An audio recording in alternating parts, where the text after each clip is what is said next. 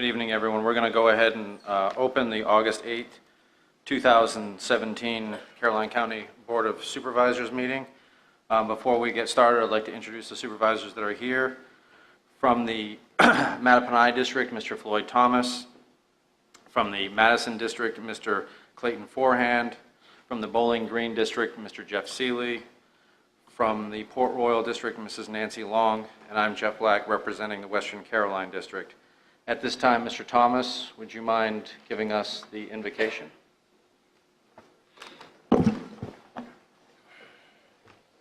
Let us pray. Dear Father God, we come before you thanking you for this day, thanking you for your many blessings, thanking you for the opportunity to serve the citizens of Caroline. We ask now that you would apply your wisdom and mercy to us so that we may make good decisions for the county and do what's best for all concerned. In the name of Jesus, I pray. Amen. Please join us in the Pledge of Allegiance. I pledge allegiance to the flag of the United States of America and to the republic for which it stands, one nation, under God, indivisible, with liberty and justice for all.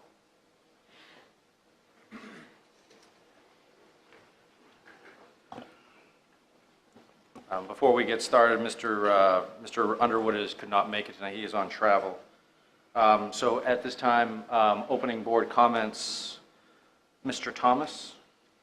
Yes, thank you, Mr. Chairman. I had a couple. First, I need to thank Mrs. Hall for putting the board meetings in the progress. I had a constituent or two ask about that. Not all of our constituents have internet access, so that does help a lot, and I do appreciate that. I also attended the National Night Out at Belmont on August 1st. I think they were all over. I believe Major Mosier was at every one, I'm sure. And I'm also extending prayers for a quick recovery to the HOA president at Belmont who was having health issues. And to follow up, I have a set of petitions from the Belmont folks regarding their parking. And they have 309 of the residences there, so I think that should be enough to indicate they'd like to move forward. So I'm going to pass these to Mrs. Hall because I haven't had a chance to scan them myself, and I'll just pass them down. If Mrs. Hall, as you do, once you scan them in, if you could send me a copy, I'd appreciate it. Thank you, and that's all I had. Thank you, Mr. Thomas. Mr. Forehand. Attended the Caroline County Agriculture Fair. That was a well-attended event. The weather was very good. Also attended on August 1st the National Night Out at Ladysmith Village, which was a combination of Lake Caroline, Lake Landor, and Ladysmith Village neighborhoods. Served about an hour in the dump tank and amused a lot of children and public county employees in the process. So very happy to do that and look forward to it next year. Thank you. Thank you, Mr. Forehand. Mr. Seeley.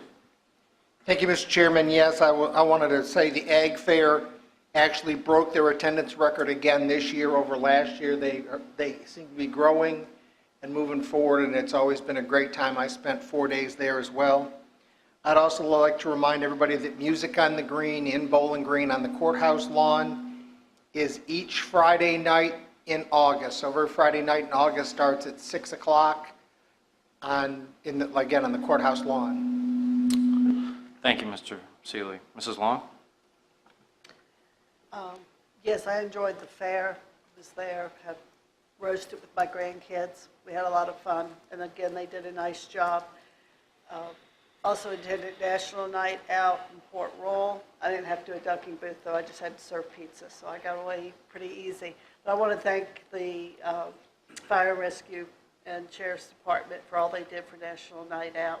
Also attended the school, high school this morning when they had their convocation meeting with a guest speaker, and it was very inspirational and well done. And we wish all our kids get ready to start school a good year. Thank you. Thank you, Mrs. Long. And I'm just basically going to reiterate what you've already heard here tonight. Agricultural fair in Caroline is something that is quite an event. Probably one of our most popular events, if not the most popular event in Caroline. It's nice to get out.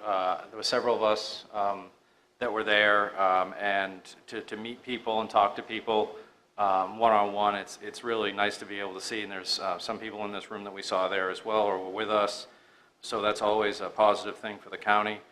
The next thing as well, convocation this morning was at the high school. The guest speaker was a man by the name of Rohan Murphy, inspirational speaker. He does an amazing job. Hands off to him for, kind of inspiring the teachers as they start a new school year. And we wish the teachers and the school system a great new year. They got good news that they have another school accredited, so that's an improvement from last year. So that's obviously positive results. So that's all I have. Do we have any amendments to the agenda? Mr. Chairman, we'd like to add a closed session to discuss the item on the agenda for civil penalties, and So we're going to move number 9 to closed. may want to come back and discuss it in open, but we just felt it needed a close on that too. Okay, so we'll keep it on and then just go to closed with it. Okay. Are there any other? Did you want to move the close since we have no presentation? Yeah, I'm just gonna move it. I'm just gonna move it when it comes. When it comes to, I'm gonna just go ahead and do it. Okay. We're gonna. So. We're going to do them both together. Yeah, I we're gonna think. move them both together. Okay. Do we can do multiple items in the same category in closed session? Yes, right. Okay. Yep. All right, is there any other amendments to the agenda? If not, I'll take a motion to, I make a motion, we accept the agenda with one modification for closed session, Mr. Chairman. I have a motion, do I have a second? I'll second. I have a motion and a second. Any discussion on the motion? All those in favor say aye. Aye. Motion carries.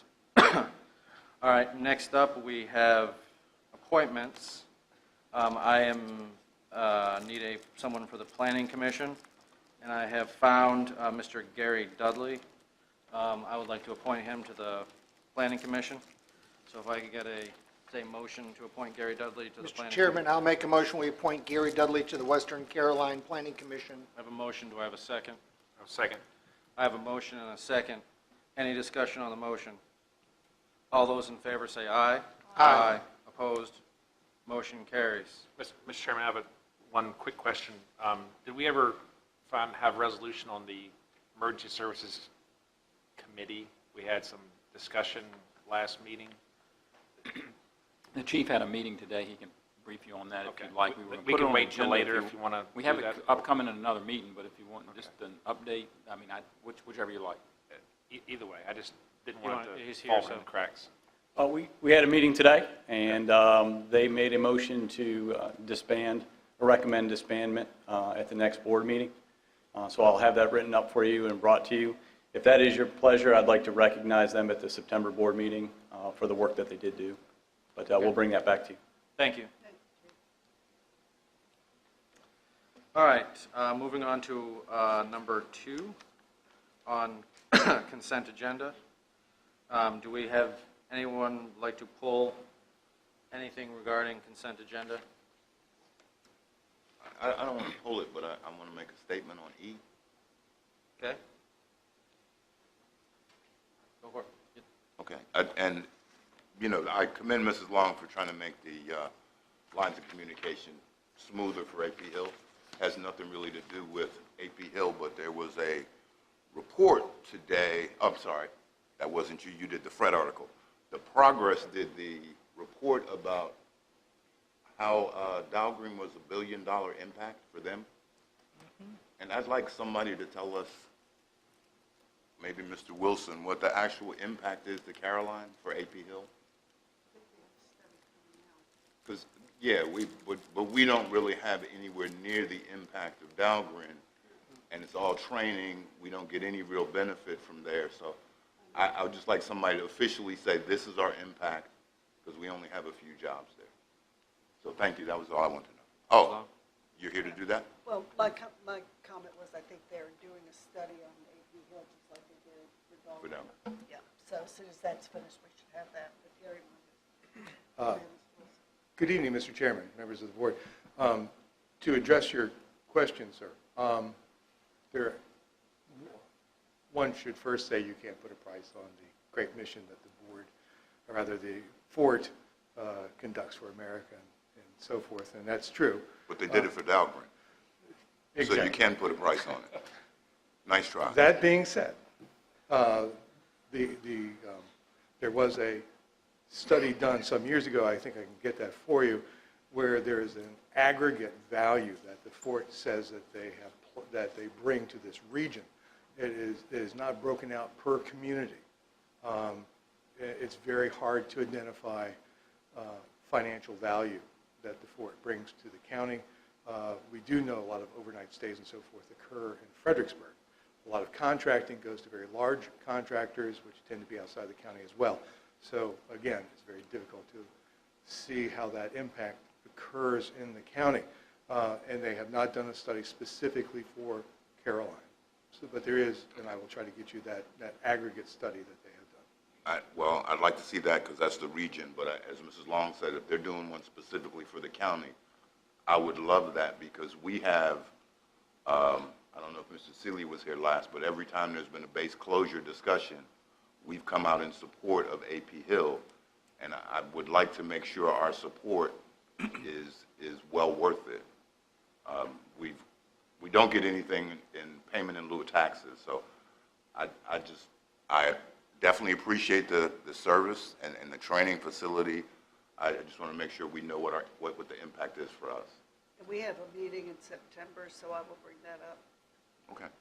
Mr. Chairman, one of the biggest impacts as I marched down that path as well, Mr. Thomas, is the co-op has actually won the contract to do all the maintenance for all the power lines and power transmission inside AP Hill, and there is a very large value placed on that. So you will see, it surprised me that it was as big as it was. So one of the biggest numbers we will see is the impact of REC taking over the power, all the power responsibilities, lines, poles, Maintenance. transformer, maintenance of that. Yeah, I mean, I think it's something the board needs to see so we can make sure. Thank you. Okay, can I, oh, yes. Mr. Chairman, we would just like to add a point of clarification, some information that came in on item C. You had requested for us to try to find out, determine cost for the two regional libraries that border the county, and we were able to get that, and one of them came in late Friday afternoon. But our current expenditure on library expenses is $316,830. The Pamunkey Regional Library south of us has given us not a firm quote, but an estimate quote of $556,830. That's based on a per capita charge over and above what we're currently paying. And then we just got Friday from the Rappahannock Regional Library, Curl, of $503,500, and that's got some first-year costs that would drop out in later years for IT upgrades that are probably in the $60,000 range, but still would be significantly more than the $316,000 that we are currently budgeting to run the library ourselves. So just wanted to give you that update. It doesn't really affect what we're asking you to do in the consent, is to basically go to the General Assembly to ask that legislation be changed to allow the board, if it so chooses, to add the library as a department. It wouldn't mandate that you do that, and it wouldn't prevent you from going to the regional library at some time in the future if you wanted. It really gives you more flexibility, more options, not less. Okay, thank you. Is there anyone who would like to pull any of the items A through G? With that, I'll take a motion to approve the So moved. consent. Second? A motion and a second.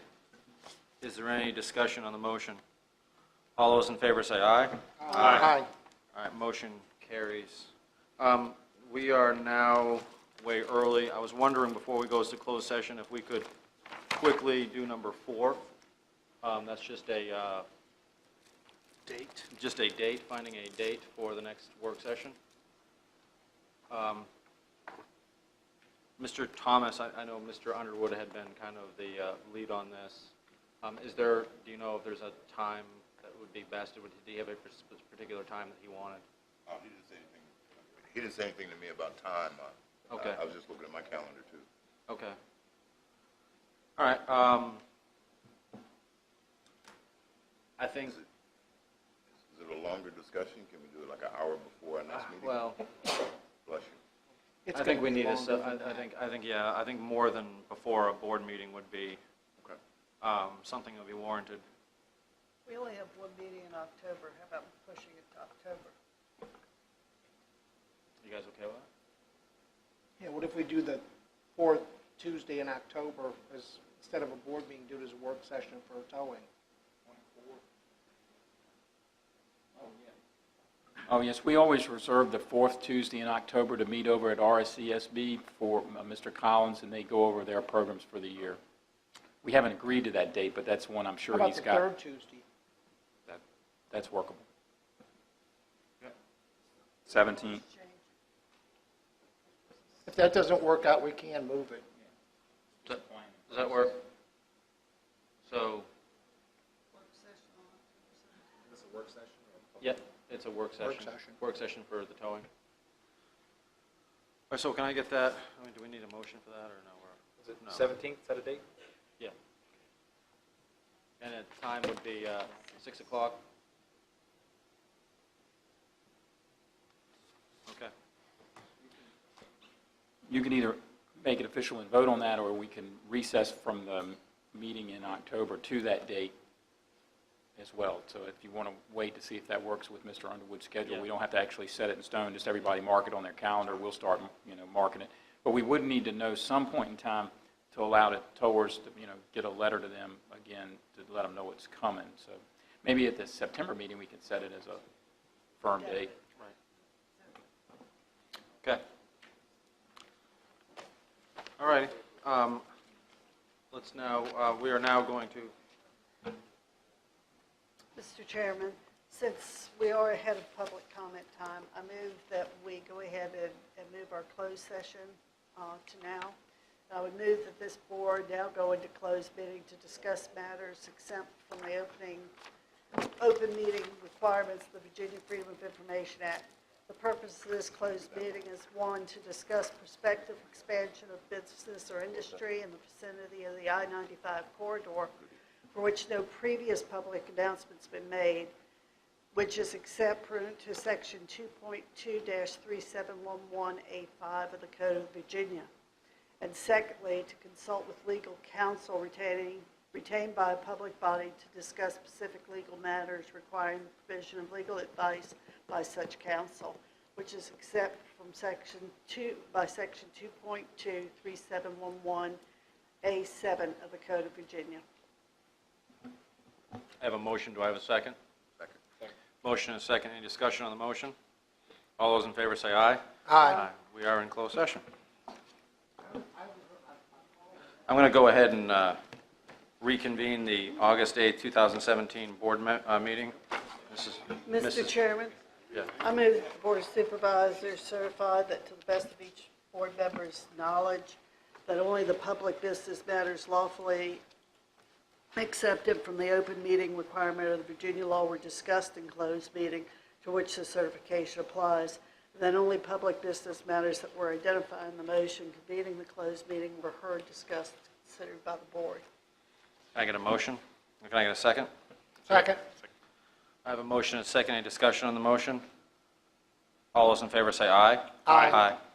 Motion carries. Mr. Thomas, do you certify that everything that was said in closed session was only for closed session? I so certify. Mr. Forehand, I so certify. Mr. Seeley, I so certify, Mr. Chairman. Mrs. Long, I so certify. and I so certify as well. All right, we are to the 7:30 public comment portion of the board meeting. At this time, people may come down and discuss anything that is not a public hearing. So anything that is not on the public hearing section can be discussed. You have 3 minutes. If you would just state your name and your voting district. Yes, good evening. William Evans, and I'm in the Western Carolina voting district. Thank you. Good evening. I'd like to take a few minutes of your time to discuss the Durrett Road project being proposed for funding. In my capacity as Lake Landor POA Board President, I'm here to represent our association of 4,200 Caroline County residents. I thought long and hard how I would make a compelling argument to Caroline County supervisors why fund a project which appears to only benefit a few constituents from a single district. The Lake Landor Board of Directors had a similar dilemma when we made our decision to fund the project. Just as Lake Landor, you will hear a plethora of information about time studies, response times, mutual service agreements, etc. You will hear the benefits of having this additional access point for ingress and egress. You will hear the Fire Department, Rescue Services, and Sheriff's Department all support this project. The deciding factor for our board was the fact that we could help save a life, and not just on our watch. Before my closing statement, I wish to take a 57-second pause for the supervisors to fully grasp response time. You or a loved one just called 911, and now you have to wait for the first responders.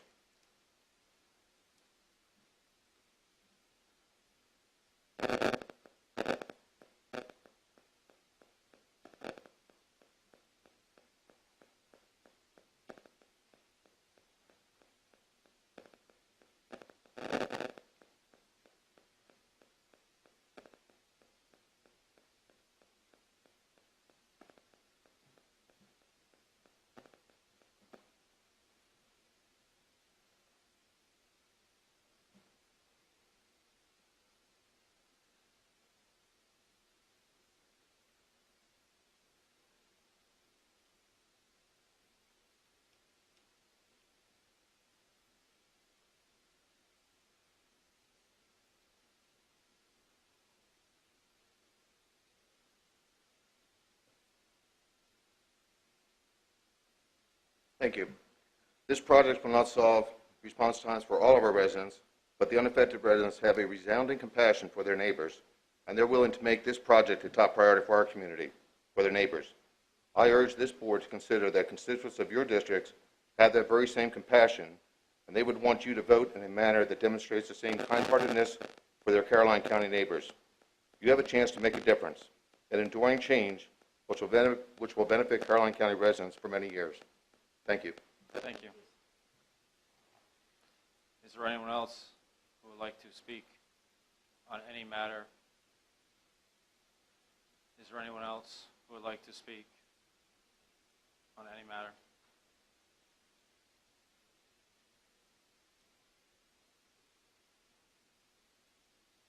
Hi, I think you guys might remember me from being here at your last board meeting.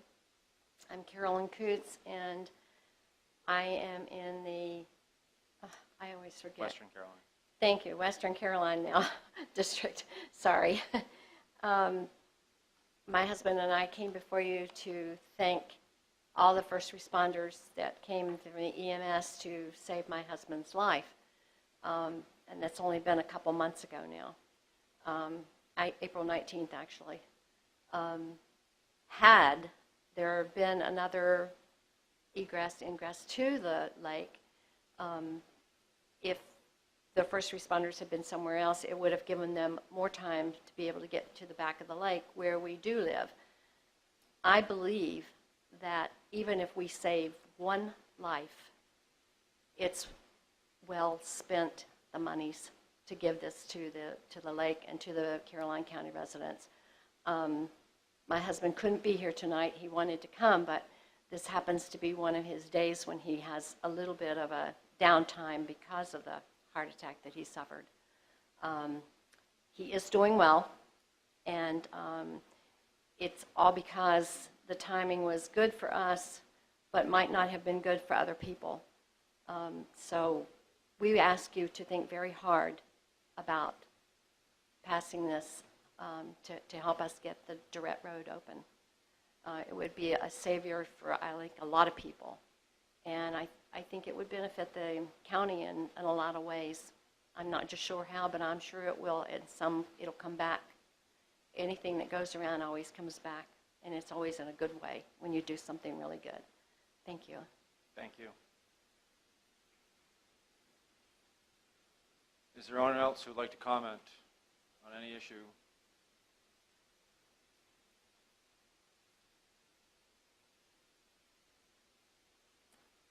am Rebecca Delcourt. I live in the heritage side of Lake Landor. This access road that we're trying to put in would not really benefit me per se, but I've been a nurse for 25 years, and I have two little personal things I'd like to share with you. My husband had his first heart attack at 34. We had lived in Lake Landor for about 2 years at the time, and it took them 13 minutes to get to our house. As you all know, after 6 minutes, if he had gone into complete cardiac arrest, yes, I'm trained, but the majority of people in our community are not trained in CPR. So if they have a friend or loved one go down into cardiac arrest, after 6 minutes, these response times on the other side, near Campers, Hessler Drive, are 9 minutes plus. So somebody has a scenario like that, they don't stand much of a chance of survival. The lady that just spoke before me, they were lucky. So I think if we can, there was also another scenario, a fire off of Hessler Drive. Front porch was completely on fire. A neighbor, it was snowing, the wind was blowing, it was not, they grabbed the hose was the first thing they did, and that was frozen. So 911 had been called. It took them some time to get there. Luckily, the neighbor took shoveled snow up onto the porch to put the fire out, but had that not happened, by the time they got there, the whole house would have been a complete loss. There were babies in the house. So I'm just asking that you guys think about this, putting this in. It would benefit. If we can save one person's life, this is really worth doing. Thanks. Thank you. Is there anyone else who would like to discuss any issue? Once again, is there anyone else who would like to discuss any issue? I'll now declare the public comment period closed. We are now to the public hearing part of our agenda. And who is going to, Mr. Fincham?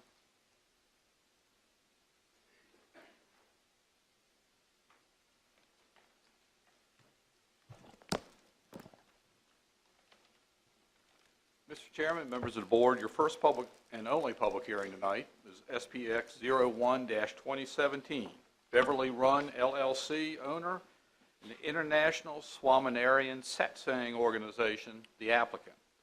They're requesting a special exception permit in accordance with Article 17, Section 13, and Article 9, Section 5.16 of the Caroline County Zoning Ordinance on tax parcels 76-A-19 and 76-5-1, which contain approximately 346 acres of land.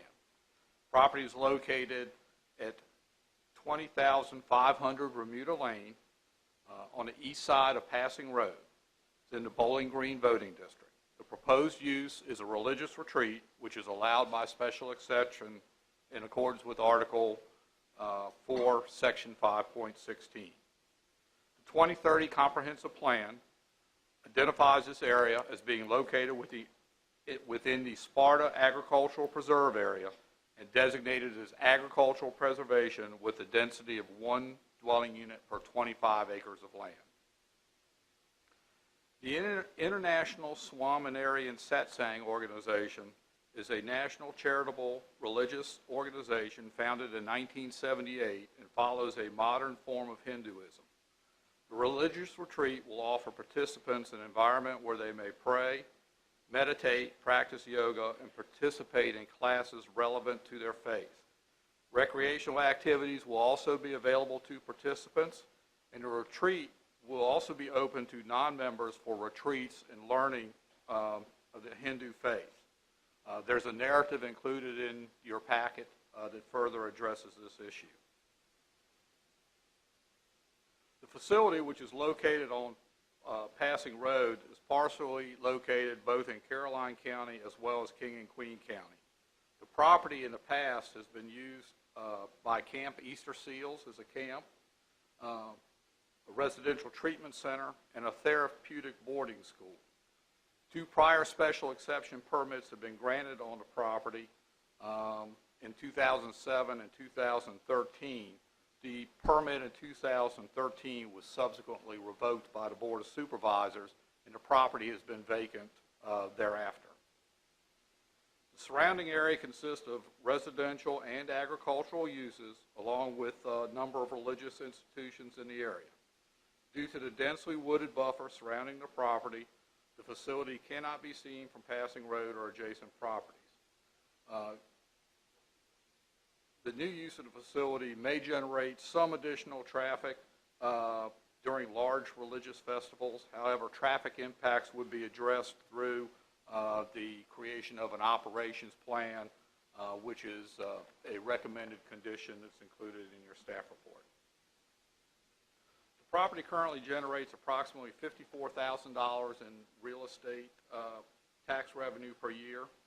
The applicant intends to invest approximately $7.2 million in improvements, which would generate approximately $110,000 in real estate taxes after completion.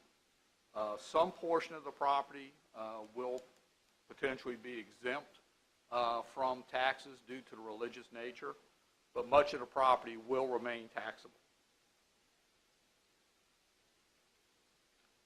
The permit application was submitted to the Technical Review Committee. Their comments were forwarded to staff and included in the staff report. Staff believes that the comments that were raised by the review agencies have been addressed either through special exception conditions or any outstanding issues such as final CO will be addressed during the site plan. Planning Commission conducted a site visit on June 15th. All the planning commissioners were available and went to the site. The commission also held a public hearing that same night, and after the close of the public hearing, forwarded the application to the board with a unanimous recommendation of approval, subject to the 9 conditions that are included in your staff report. With that, I'll address any questions that the board may have. Does anyone have any questions before I open the public hearing? Mr. Forrest. Mr. Fincham, I was reading some information regarding the ARC experience in Kentucky. Yes, sir. And the controversy when the current owner donated the property to his nonprofit. If this were to happen with this property, would it still be taxable? I think that's a question that is probably best answered by the county attorney or the Commissioner of Revenue's office. Okay. I don't think we have a donation in this case. I think it is a sale of the property, so. No, a subsequent donation. After the sale goes through, there's a titles changed. 6 weeks later, it gets given, sold for $1, however you want to a nonprofit. I think that question is best answered either through the Commissioner's office or the county attorney. Mr. County Attorney, do you have any insight on that? I'll have to look into it and get back to you. Okay.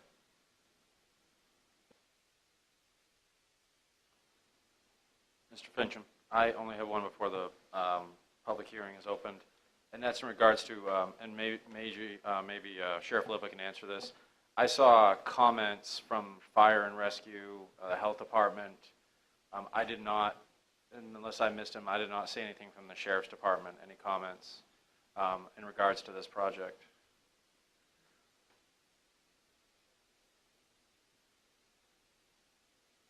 As long as they do what they say they're going to do, we don't really have any concerns with that. Okay. Okay. All right, thank you. That's all I had. Anyone have any other questions before I open the public hearing? Mr. Fincham, if the property were to be donated or change hands, special exception doesn't go with it, right? Everything would cease to exist, they'd have to come back to the board? As recommended by the commission, the special exception would run with the land. There was no condition included about subsequent sale and having to come back for a renewal. that's certainly a condition that the commission could add. I mean, the board could add.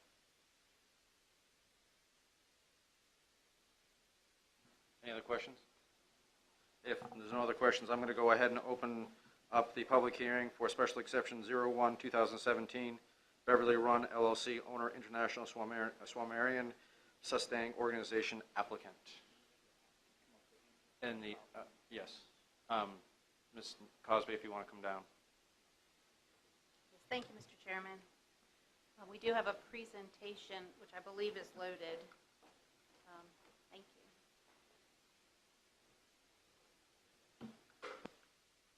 I have just a few preliminary remarks before we go through, and I think staff's done an excellent job, summarizing our proposal, so I don't intend to repeat anything that Mr. Fincham has said or what's in the application. I know you've got a lot of information.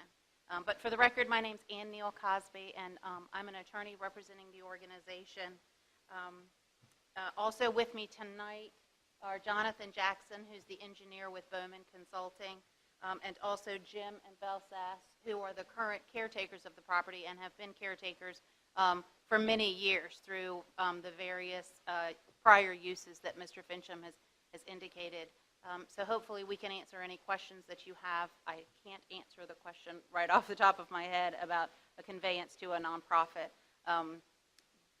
But the members of the organization, the representatives Ankit Patel and Devraj Kare, have both spent significant time in the county, meeting with county staff, with officials, meeting with the community. Unfortunately for tonight, Mr. Patel's sister was getting married this week. Unfortunate for us, not for them, but his sister was getting married, and Mr. Kare was intending to participate as the applicant's representative, but had back surgery that took much more time to heal, and he's from California and was not released medically. So we appreciate the board hearing our public hearing and are here to answer any questions, and hopefully we'll do them justice.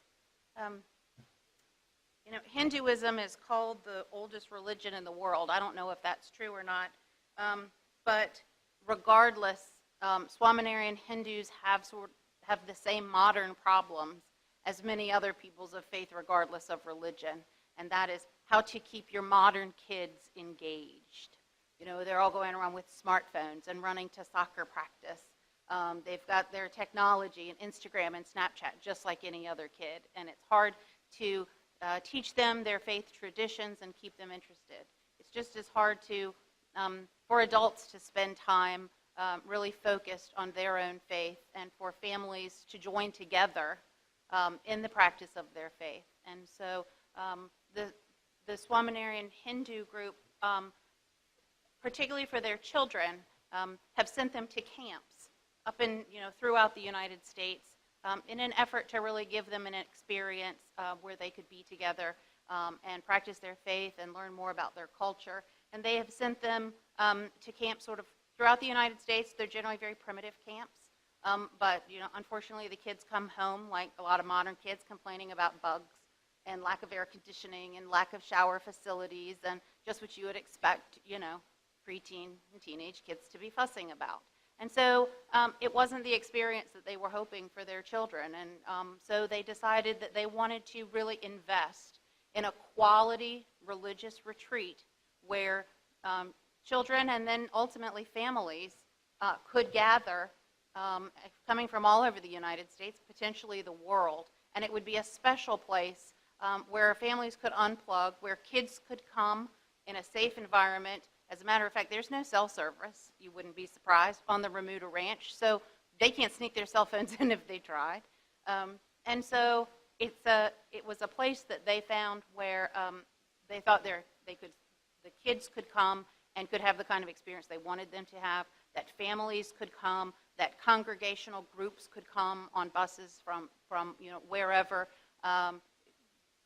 They could certainly come from the West Coast, but obviously we're located here on the East Coast. But there's no other religious retreat like this for their faith anywhere in the United States. So for them, this is a special project. It's a special place. As I said, they've spent hours on the property getting to know their neighbors.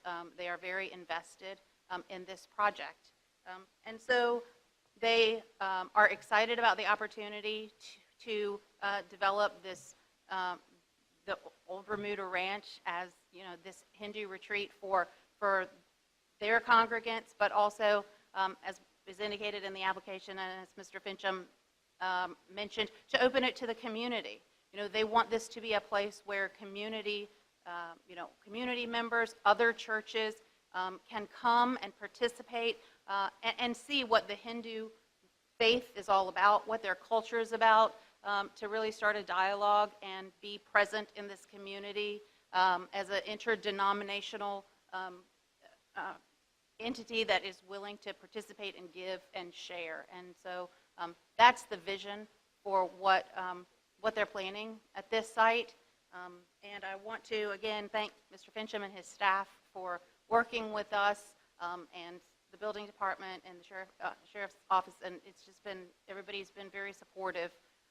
And I also want to particularly thank, on the record, St. Stephen's Baptist Church, Pastor Ferguson and Ms. Pierce, because they were just terrific in offering friendship and allowing us space to have a community meeting and to get the word out. And so we appreciate that tremendously.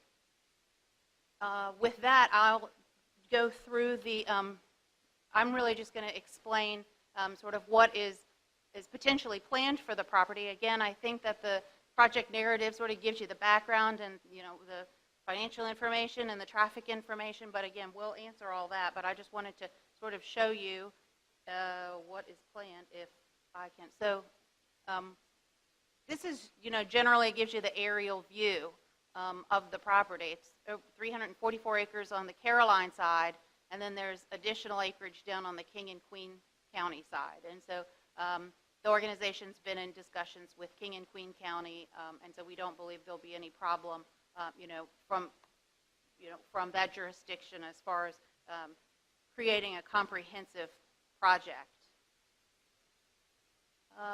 Just some of the highlights. The retreat would be open year-round, and again, it's intended as a place for people to pray, meditate, practice yoga, participate in cultural and other Hindu religious classes. So it is fully religious-based.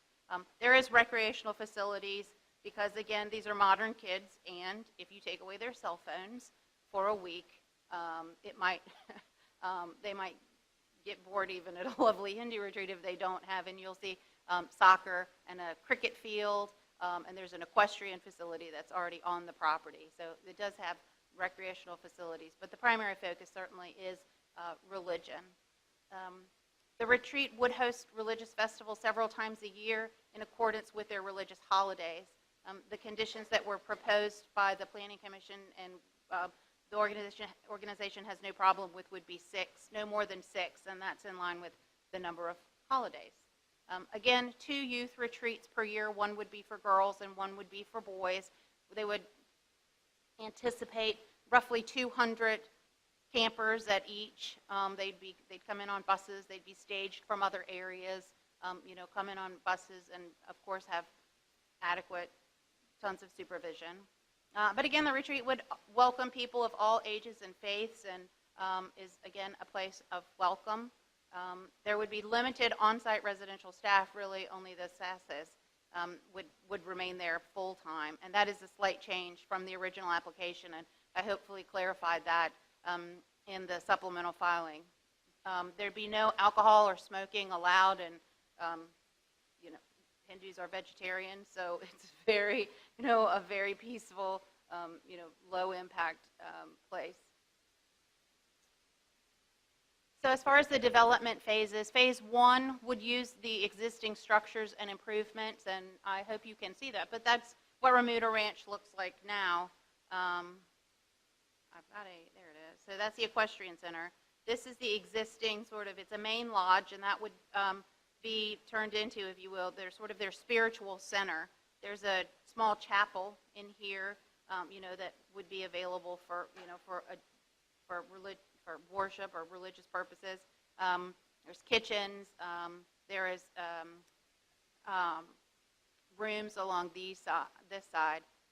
This is, they call it the girls' dorm now, and it's additional rooms. And this would be the spiritual center rooms would only be available for large groups. They wouldn't be, this isn't an instance where they would be, rented out or individuals would come. This would be if a whole congregation, is coming in from Maryland, that this is where they would all stay together. The only sort of, smaller component would be this, we're calling it sort of the family lodge, so that if somebody wanted to have, if somebody has a large family, they could come and stay in this facility sort of on their own. And then this currently, these are offices or, some small, I think now they're sort of clinical offices for the prior uses. And that would be turned into sort of a meditation and a yoga facility in a very sort of quiet spiritual area of meditation. So again, the first phase would be to sort of reface those buildings. That I think the idea is they are going to be sort of redesigned, if you will, in the Hindu fashion. So again, it's going to be sort of a very unique and very special place. That's a blow up. I guess I could have shown you that. But again, equestrian facility, the spiritual center, a little better view. There's the family lodge and the meditation yoga facility. So for phase 2, some additional structures would be added to the property, and we'll show you this on the development plan that's coming up. But just as background, walking trails would be established throughout the property. The sort of the walking meditation, sort of communing with nature is very important to their faith, and also to just plugging in and being able to, be at peace. The recreational facilities and a picnic pavilion, which I mentioned, as well as a playground, your internal drives and parking areas, bridges and access roads, they would be constructed in phase 2. There would also be a larger temple, sort of the main temple, that would be on the king and queen side. So we're not going to spend much time except to say that that would be built during that phase. In phase 3, what's being proposed is a spiritual center annex, which would be sort of another building sort of off behind the spiritual center, the main spiritual center, that would be available for, sort of larger worship services or classes, or, if they're having, large meals. It would not have any lodging in there. It would just sort of be an event space, whether that's for additional prayer or group classes. Again, it would be available. During this phase, what's being proposed are 30 very small cottages, and I'll show you where those would be located on 2 locations on site. Again, relatively small, 800 to 900 square feet, 2 to 3 bedrooms, and then a loop road to serve those cottages. Phase 4, if all is going well and if it's warranted, there's a potential for maybe 13 additional small cottages and another loop road to, to serve those cottages. I know this is kind of hard to see. I've tried so many ways to make these not quite so bold. This is the layout showing both the Caroline side up here. That's Bird Mill Pond right there. And so this is the king and queen side. And there'll be a blow up, or one that just shows the Caroline side. So, but essentially this is, the existing facilities here now. The cottages would be here and down here on the pond during that first phase that we discussed, which really is the third phase. But these would be the others if it's warranted, if things look like it, it's supporting the use. Over here, there would be a bridge that would support a fire truck. Over here, this is sort of the recreational area, if you will. There's your cricket field court. I always get that wrong because I don't play cricket. And then there's basketball and soccer and a picnic pavilion. So, and again, I'll show you a sort of a better, clearer picture of that. But then again, down here, there would be a footbridge from the Caroline side to the king and queen side, and then the main temple would be over on this side, and then again, more walking trails and smaller temples. The access there would be off Passing Road directly. So that is sort of the scope of the development. So there's sort of a larger blow-up of the Caroline side. What's kind of unique about this, well, a lot of things are unique. Another unique component of this development is right here. The parking lot, again, there isn't anticipated to be, as much traffic for something like this because, again, folks are going to be coming, on, church shuttle buses or, that sort of equivalent. In order to keep this as quiet and meditative as possible, the idea is any vehicles would be parked up here, and internal transportation would be through, you might know them as a rickshaw. I've learned they're called in India tuk-tuk, and so they're a little, I guess, especially motorized little carts that can go from one side to the other because, as Ankit says, his mother is not going to walk from her cottage over here to see his daughter play cricket over here without a tuk-tuk to get her there. So again, here's the spiritual center, here's the family lodge, here's the meditation center. The annex would be, here's the center annex. Up here, again, some small playgrounds. The cottages here, again, cottages there. And then if supported, here's another potential for cottages. They're still not visible from, from adjacent property owners. They're not visible from the road. Again, no internal vehicle circulation, so very, very low impact. I think I've addressed everything on that plan. I'm looking if there's anything else I can show you.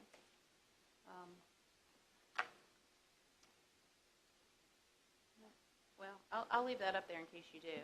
So that, that's essentially what's being proposed.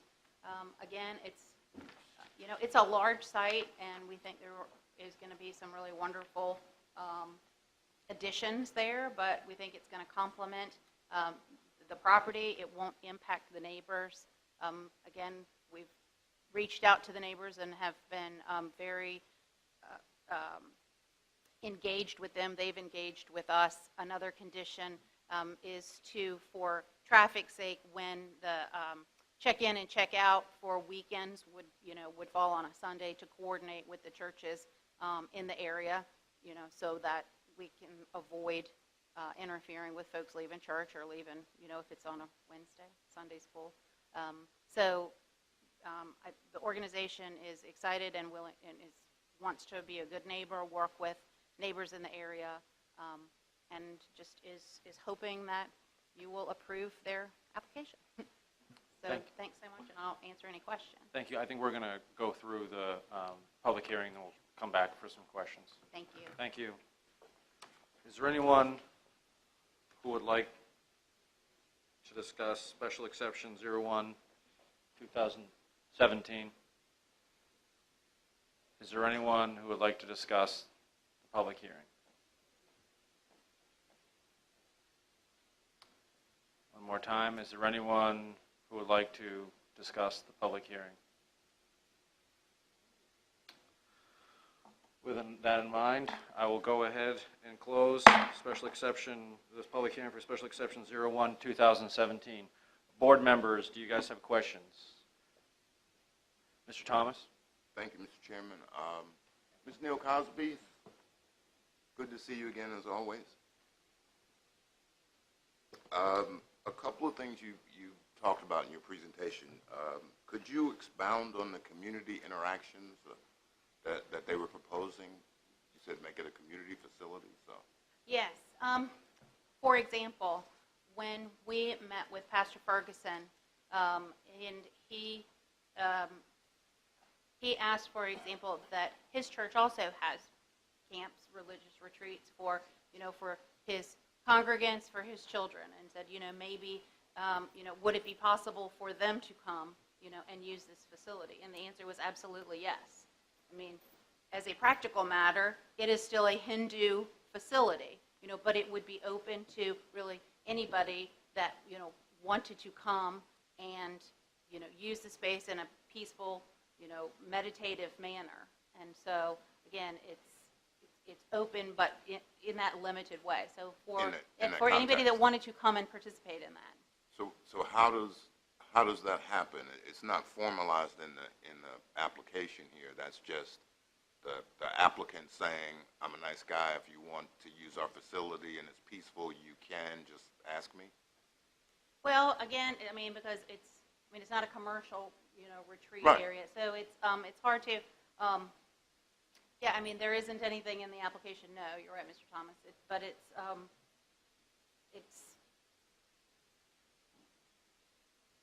that's certainly the intent, and it's not,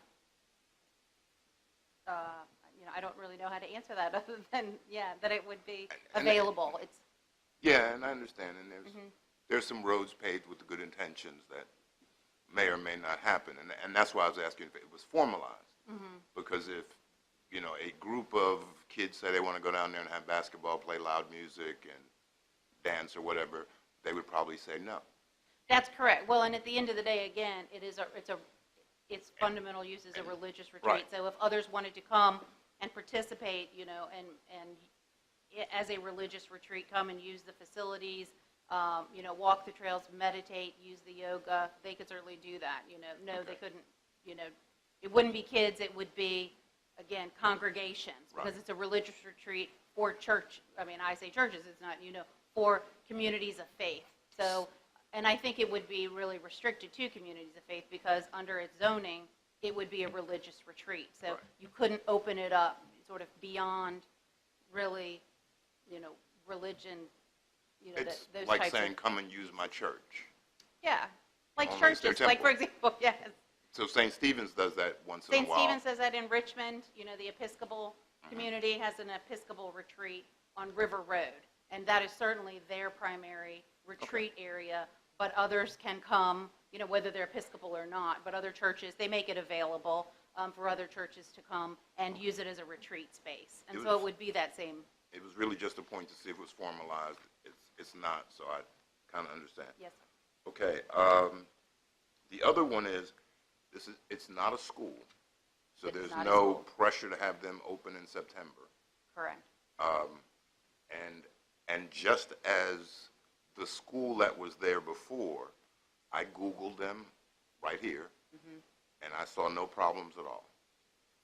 Good. The school, you remember, since you were sitting close to me then. I remember. There were quite a few bad things that popped I up. remember there being a whole lot more people in this room, and I remember Mr. Sheriff Lipa having a few more words to say about that. It was, yeah, and it was. So it I'm was- glad he's sitting right behind me, not jumping up saying anything. Well, and that makes a difference, and Yes. I have no problem, there's no problems I see, that's a good thing. My only thing is, now, you and I were at the meeting that was held at St. Stephen's, Yes. and I thought there was supposed to be another community meeting. Did I miss it, or did you not have it? We had a meeting with, with the Spartans, I think, what am I saying? Spartans, and, The Spartans? yeah, the Spartans. 300 of them, or more? No, there weren't 300. Okay. But that's what I thought we were going to do is have one more meeting. And I spoke to a couple of people in that area. They actually called me yesterday and said, this is on the agenda. We never had another meeting. So I was wondering if I'd missed it or there was another one promised and it didn't happen. No, I don't recall that but I don't disagree with you. I think we said that information would be available once the application was filed, because I know at Right. the meeting we said that we didn't have specifics and we didn't have the final development plan. So Okay. I recall that we said that that information would be available, when the application was filed, and that adjacent property owners would get a notice and that there would be Right. this meeting.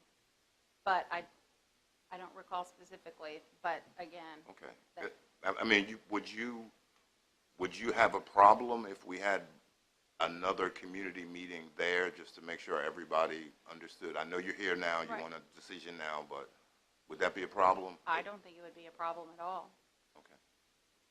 All right, I just want to make sure, because I mean, as I said, people called me just because they've been friends my whole life, so they Right. called me and said, you know, what's the story? So I We thought we did would talk have one more to meeting. Reverend Ferguson after the Planning Commission meeting, you know, because he and again, Ms. Pierce did show up after that.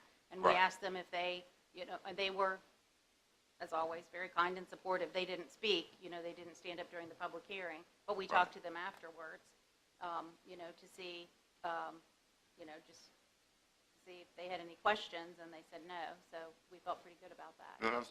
And I've spoken to them. Now, neither one of them lives right in the area, which is another story, but Right. they're good church folks. They're going to make sure you feel good. So, all right, as long as you don't have a problem with that, I mean, that's my one thing that I would like to make sure the folks down there had a chance Absolutely. to make sure. Okay, thank you.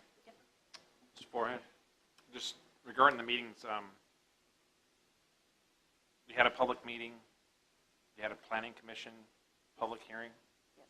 We have a public hearing tonight. Yes. Do we need a fourth meeting? They were, I'm not trying to be difficult, I'm just, no, the people in that area that actually live near the area that would see all the cars go by. that Had knew the meeting was tonight. And that's true, and some have said the decision's already been made, there's no sense in me coming there. But I believe in the original meeting that you had at St. Stephen's, that was the intention, to make sure there was another community meeting, maybe even at the facility, as I just said to Mr. Seeley a little while ago. I mean, we had a little bit of an issue with Remuda Ranch. A little Of course bit. you did. Little bit. Not serious, but there were eating disorder people who would occasionally run away and show up at somebody's house and say, what's in the refrigerator? Right. We had a lot of problems with ALA because they brought their problems with them. I don't expect any problems here. I'm just saying the people in that area were expecting one more meeting to say, this is what's going to happen. This is what's there for the community. You know, this isn't that form that they would be looking for, like the form we had at St. Stephen's. That's all I'm saying. And I would just like to have them have that opportunity. And I can count. Well, I do think there has been some outreach, like we spoke to the neighbor directly adjacent several times. I believe they're in the process of selling their property or putting it on the market. And I believe there's been some discussions individually, you know, with the neighbors in that area. And as I said, the group has been down, you know, many times. Yeah. And around and sort of getting to know their neighbors. So And I don't know if it think was there's- just a Yeah, I don't think there's matter of any there was problem. personal outreach, and so, Yeah, and all I'm saying is I don't think there's any problem. Again, I want to make sure that's clear. I haven't seen any problems on the internet as far as Google, like I did with ALA, because they just jumped out at you. All I'm saying is that those folks were expecting that, you know, it's not my district, but those are my friends from 60 years. So they've asked what happened to the meeting, and I said I would try to get another one. That's all. And it won't affect you. We meet twice next month. You could do it in the next 30 days, I'm sure. And it's not a school where it has to be done right away. no. My only reason for doing it is just our reputation is that we're slow as a body. And if I could shave 2 weeks off of the approval process, then that was my only motivation. You should have shaved it off the planning commission time. True. Sorry. They needed a site visit or 3. Is there a gate in the front gate for Yes. this? Okay. That's going to remain? Yes. Okay. That's all my questions. Thank you. Mr. Seeley? Okay. Mrs. Long? Yes, any problem with attaching the special exception to the organization and not to the land, in case it is sold? I will defer to the county attorney. I don't believe that we would have a problem with that. I know there is some, discussion legally, since zoning approvals are land use approvals, they run with the land, and so limiting them to a particular entity,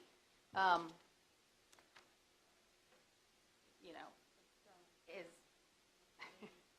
We've attached it to families and specific LLCs before, just as a rider. It's in our wheelhouse, maybe not yours, but we've No, I done think it was. something similar.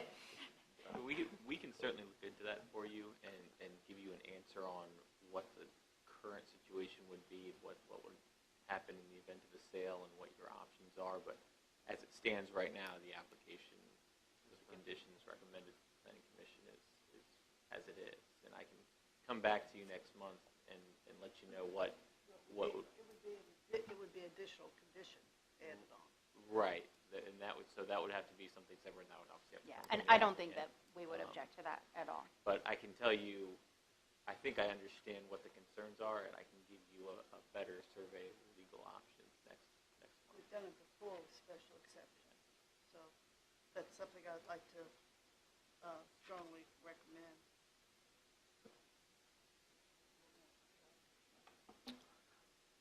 I have none. I read through it, and I think you guys have done your homework. How does Mr. Seeley?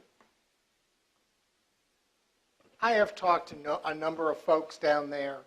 Mr. Whiteman, the Ruitons all had a briefing also on, because that is a number of the Salem Baptist Church organizations. We had the Ruitons and then a couple other, because we made it kind of open that meeting for anybody 1 to 10, and we had a few extra. So there were some other folks that came. Just a few, yes, sir. Because I've talked to a number of folks down there over the months to make sure that things were moving well and were on target. The one question I do have is what Mr. Forehand brought up about the donation. If they were to then donate this land, what does that mean? Because I'm not real familiar with the ARC in Tennessee and how that, or in Kentucky, how that transpired. And I would really like to understand that. Not that we're heading that direction, but I just would like to understand that. And the answer may be that if the special exception were to the organization and not to the land, that the donation may only be of the land and not of the special exception. If we, Right, because and if we that answers the attach it, question, again, I don't have any problem saying there could be a condition added right now, saying that it would be non-transferable. And I think that's what Ms. Long is referring to. because that is I something think that, it has been done. but I mean, even if it got donated, and this is, I guess, a question to our attorney, could it only be a religious retreat, or could they be under the guise of religious retreat if it were donated, and it could be whatever? I mean, that's, what I don't want to do is create a situation where we're chasing somebody all the time. But if that condition were added, that it was to them, then if the land is donated, because it has to be, Then it wouldn't matter. The condition wouldn't run with the land. Unless they came back and asked for a new special exception. correct. Or, as I think Mr. Fitchum indicated, they would have to come back at least for a renewal, which I suppose is the same thing. It's called Because- different, but it's basically coming back again. You'd have to go back through the public hearing process and all that, so. What is the difference between a renewal and or having them have a condition that went with the organization? A renewal would actually be a condition, okay? Typically, and there are several, we'll use the campground at Moss Neck as an example. That's an actual, one of the conditions is that twice now, that permit has had to be renewed annually. So you go back through the public hearing process as a condition of the use permit. Most permits are handled by a review process where if the board incorporates a review of the SC, it does not require the applicant to go back through the process in its entirety. But you could put a condition that the permit is issued solely to the applicant and is non-transferable, would have the same effect. Any subsequent purchaser would have to come back through the process again in order to extend that permit to another entity. So if they, i.e. donated the property to somebody, they would have to come back because they would not be the, They could donate the property, but the special exception permit would not necessarily extend to that new entity.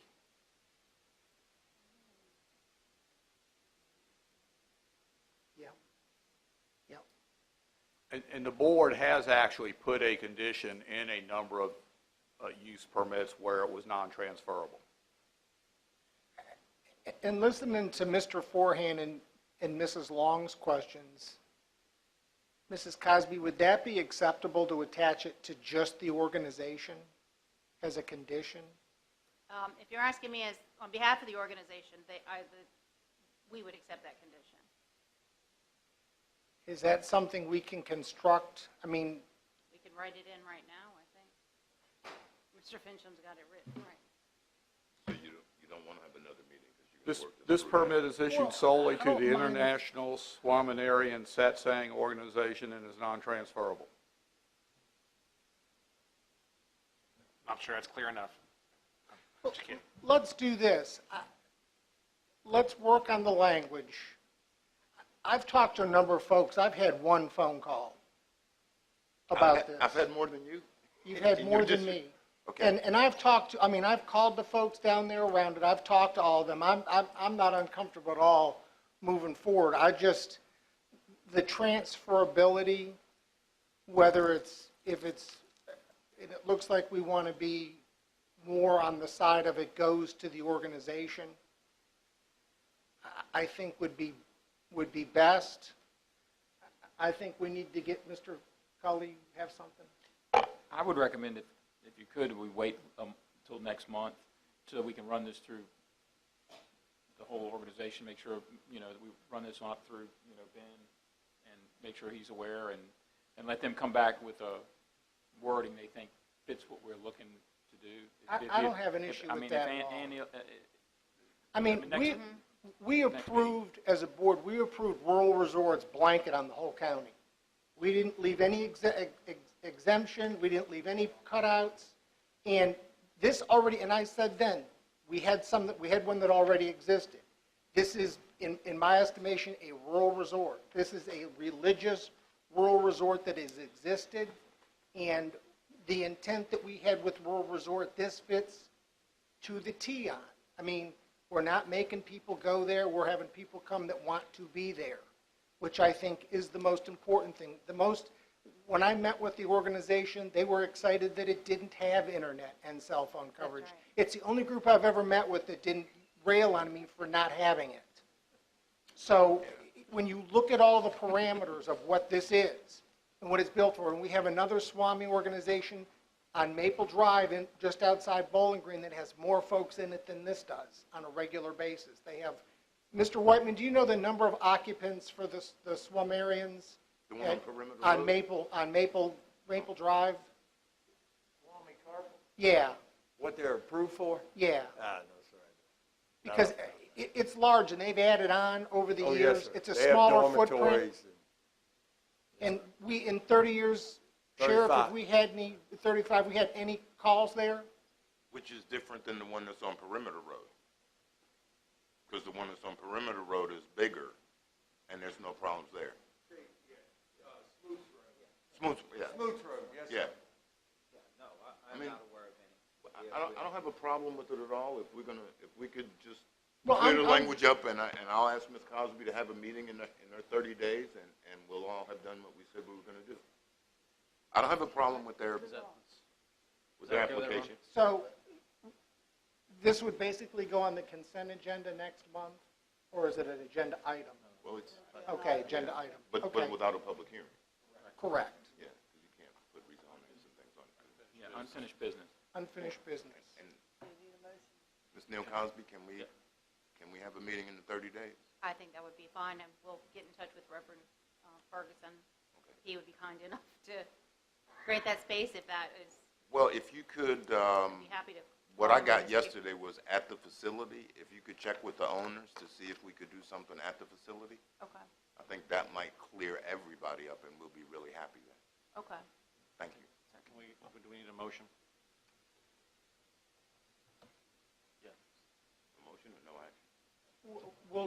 I'll make a Motion motion, to we defer this till our first meeting in September. Second. A motion and a second. Any discussion on the motion? All those in favor say aye. Aye. Aye opposed. All right, motion carries. All right, agenda item number 5 is the funding for the proposed emergency access to Lake Landor. Before we get to that motion, I need to read a statement. I, Jeff Black, publicly declare and disclose that my residence is one of the group of 100 or more houses located in the section of Lake Landor that will benefit from construction of an emergency access road that will be discussed at this meeting and voted on by the board, including the use of county funds to pay for a portion of the construction costs of such road. I further declare that I am able to participate in this discussion and vote fairly, objectively, and in the public interest, notwithstanding being a member of the group of landowners that will benefit from the construction of the access road. I will say I'm going to abstain from the vote. With that in mind, Mr. Parton or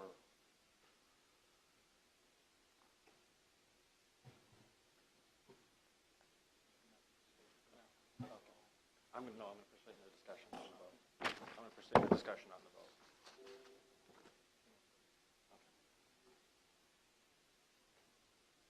Mr. Parton. Mr. Chairman, members of the board, I'm going to give an overview of this agenda item. The proposal is for the county to pay half of the cost to acquire right-of-way and construct a gated emergency access road to Lake Landor from Durrett Road. The proposed road would significantly reduce fire and rescue and sheriff's office response times to approximately 102 households on the Landor side of the subdivision. Some houses would see reductions of over 5 minutes. Others would experience over 4-minute reductions in response times. Staff has estimated the cost to acquire the right-of-way and construct the road and the gates to be $70,000, which does include a 10% contingency.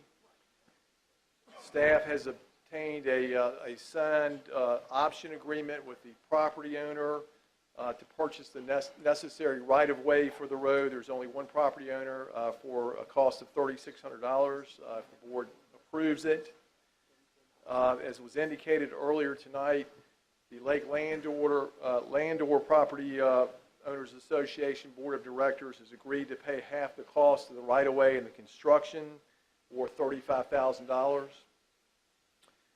Landor has also agreed to cover the cost of maintaining the road and the gates up to a maximum of $3,500 a year. I do need to correct something regarding maintenance that was misleading in the board packet. There was some discussion early on, and I think there maybe were some previous members of the Landor board that indicated that in a year where the construction costs were, where the maintenance costs rather, were less than $3,500, which we would expect to be practically every year, there would be some ability to take the savings and apply it to the future year. We confirmed today with Mr. Evans that is not the case. Landor would cover only a maximum of $3,500. Anything over that, it would be the county's responsibility to cover in terms of maintenance. Again, we don't expect that to happen very often, if at all. The estimated annual cost to maintain it is about $770 according to Public Works.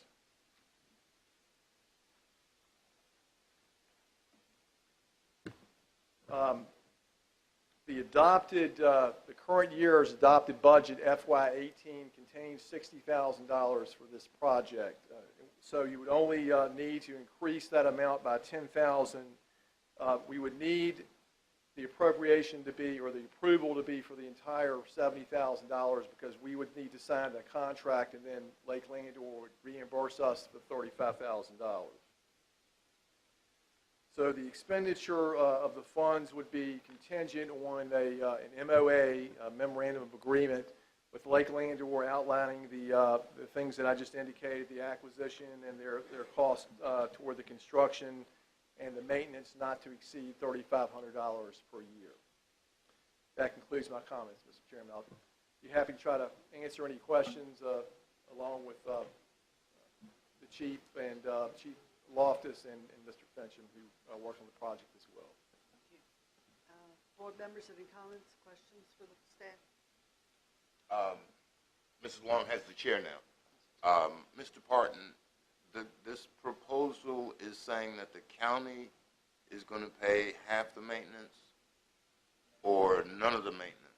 The county, Lake Landor would pay all of the maintenance costs up to a maximum of $3,500.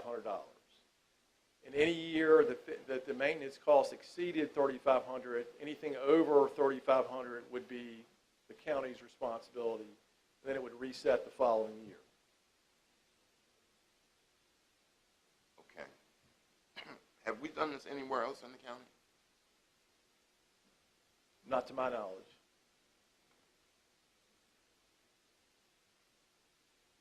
All right, I'll ask the county attorney then, are we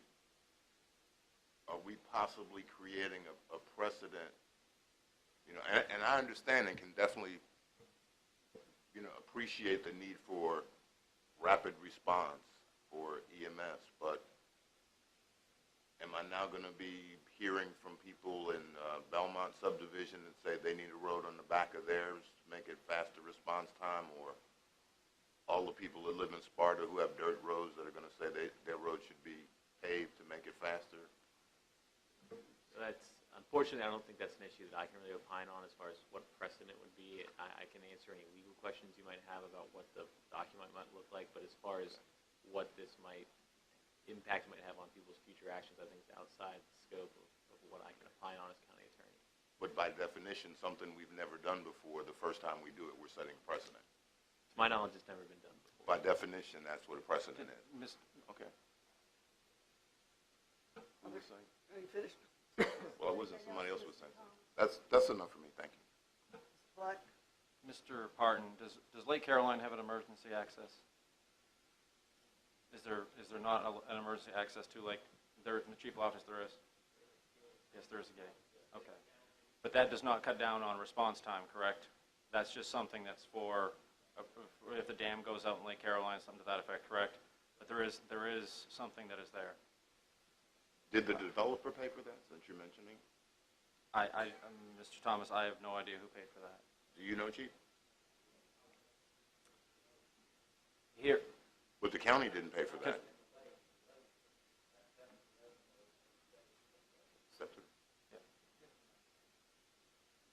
Just to make sure they can hear you.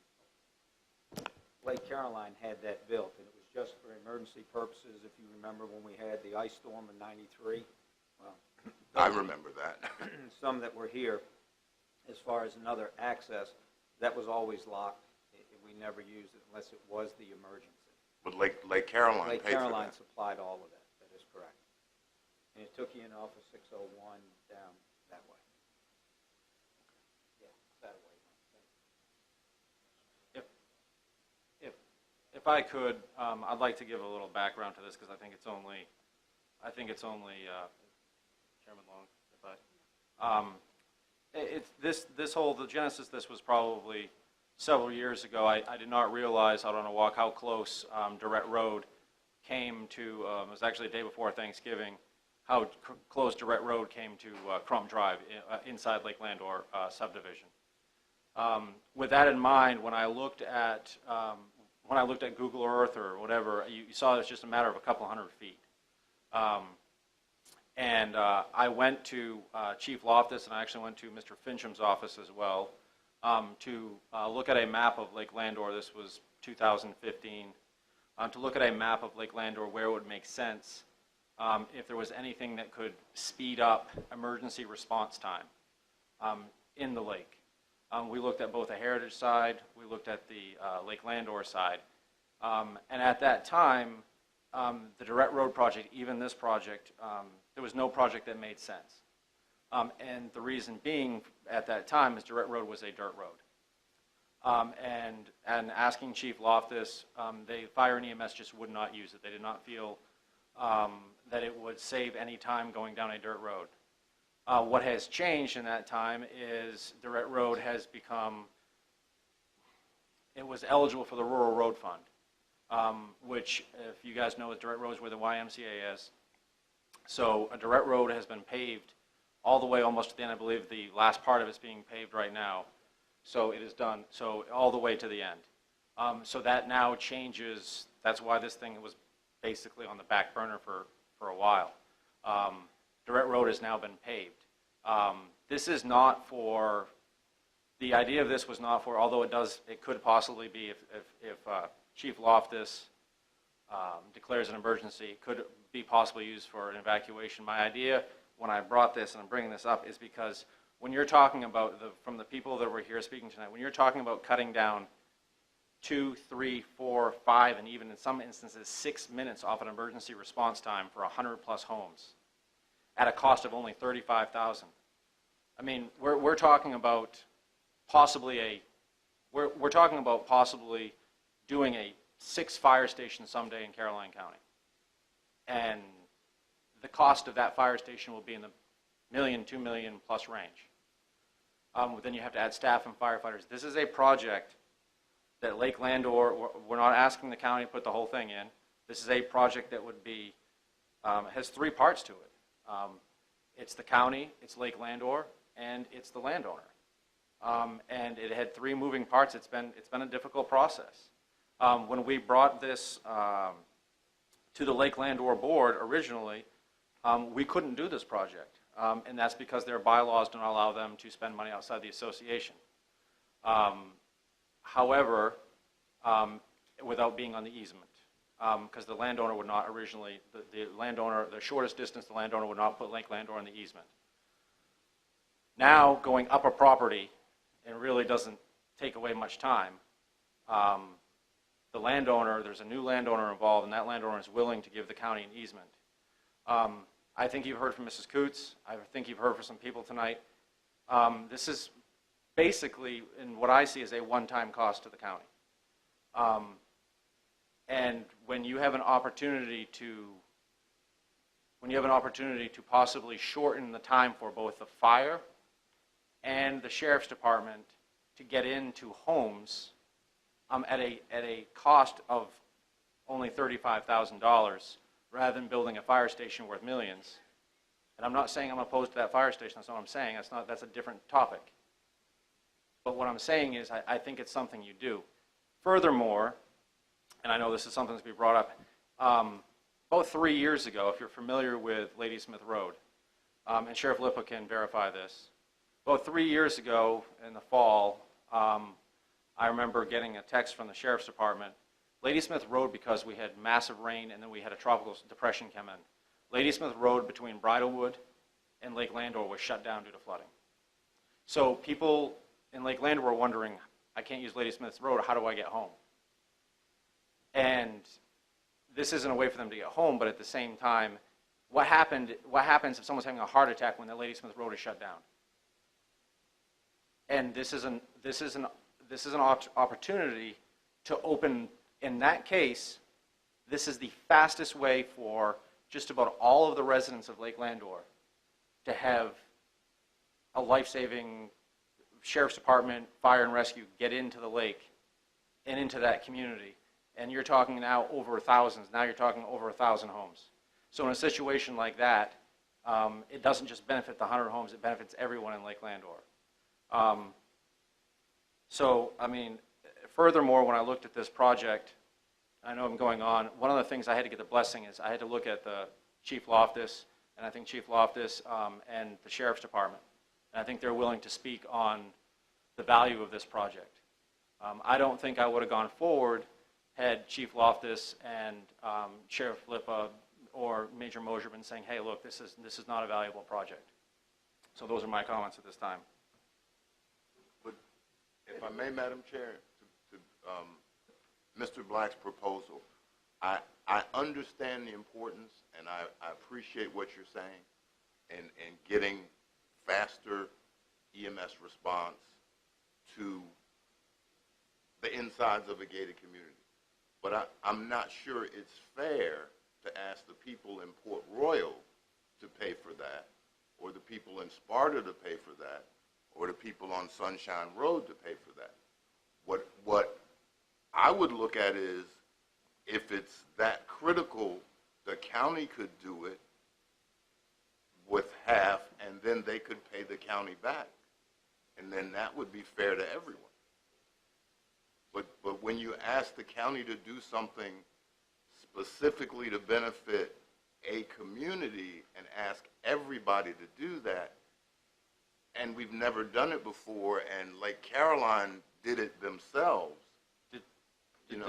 we should, if it's that critical, we should make an effort to help them, but they should make an effort to pay back the entire thing. Can I comment on that? I'm done. Thank you, Madam Chair. Did the county not pay $5 million for a YMCA?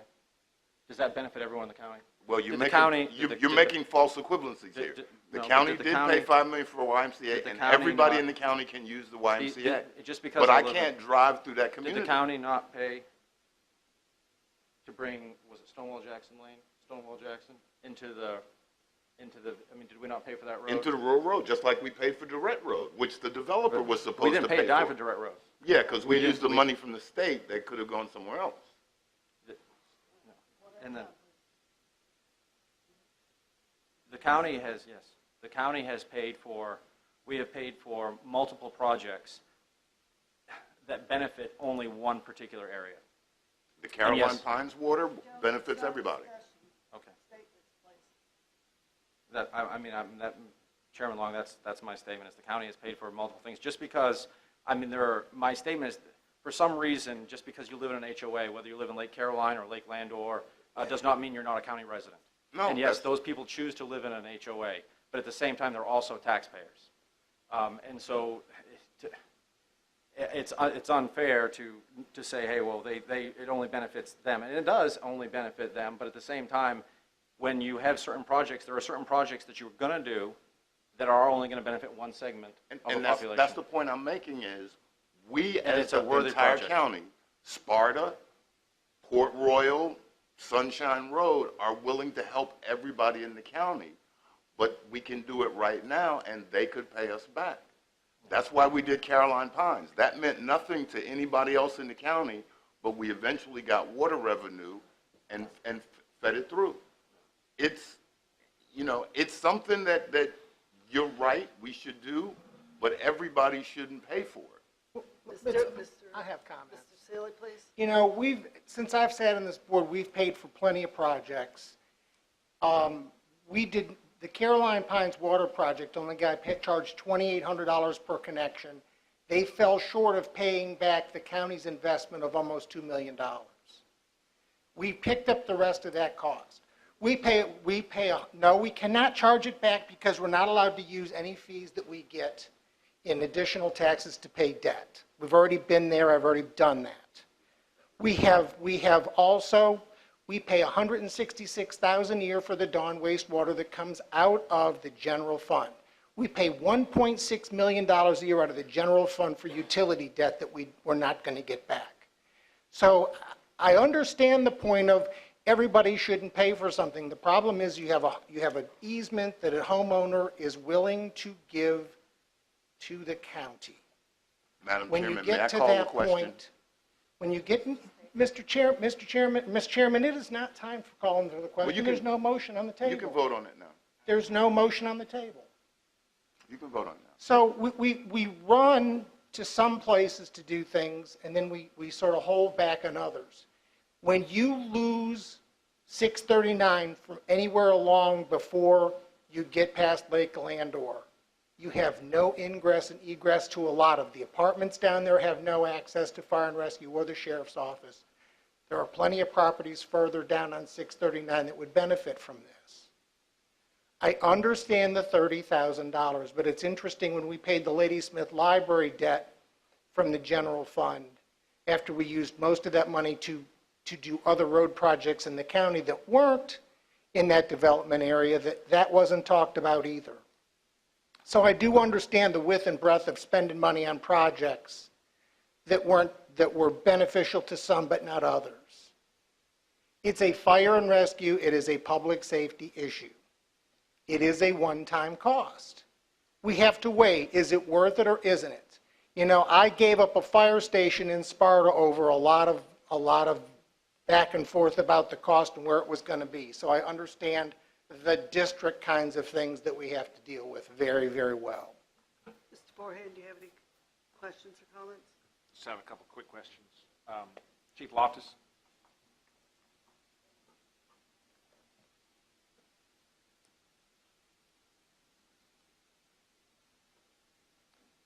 Does the dispatching system direct route when 911 comes in?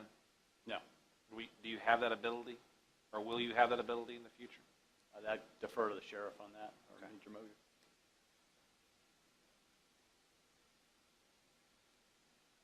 Eventually, we're hoping that will be part of our new radio system, but not directly.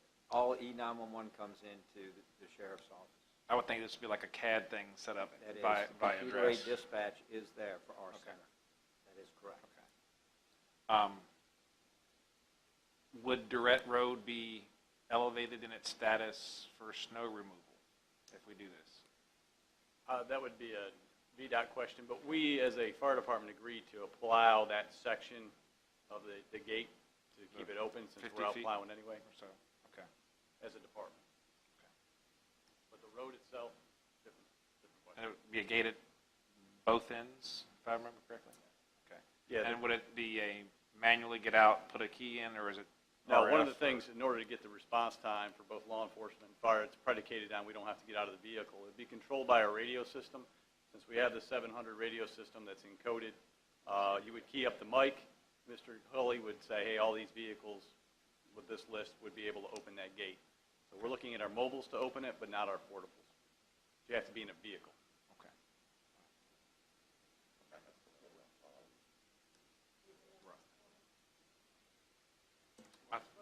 That's it on my end. Thank you. I have a comment, and then I'll give it to you, Mr. Silly.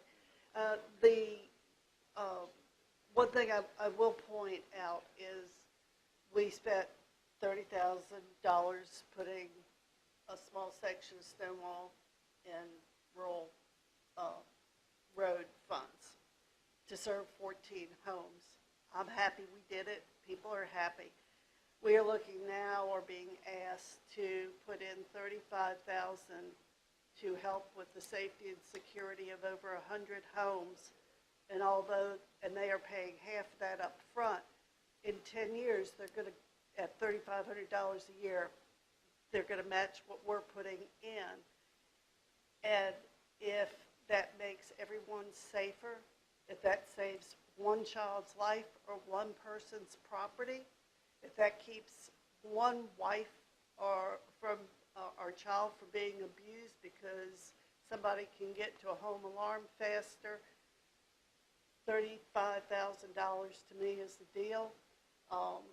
And it will take longer to get the money back, as Mr. Thomas pointed out, because they're not paying the whole thing, but they're going to be paying that much every year to us for maintenance. And therefore, I certainly would support this project.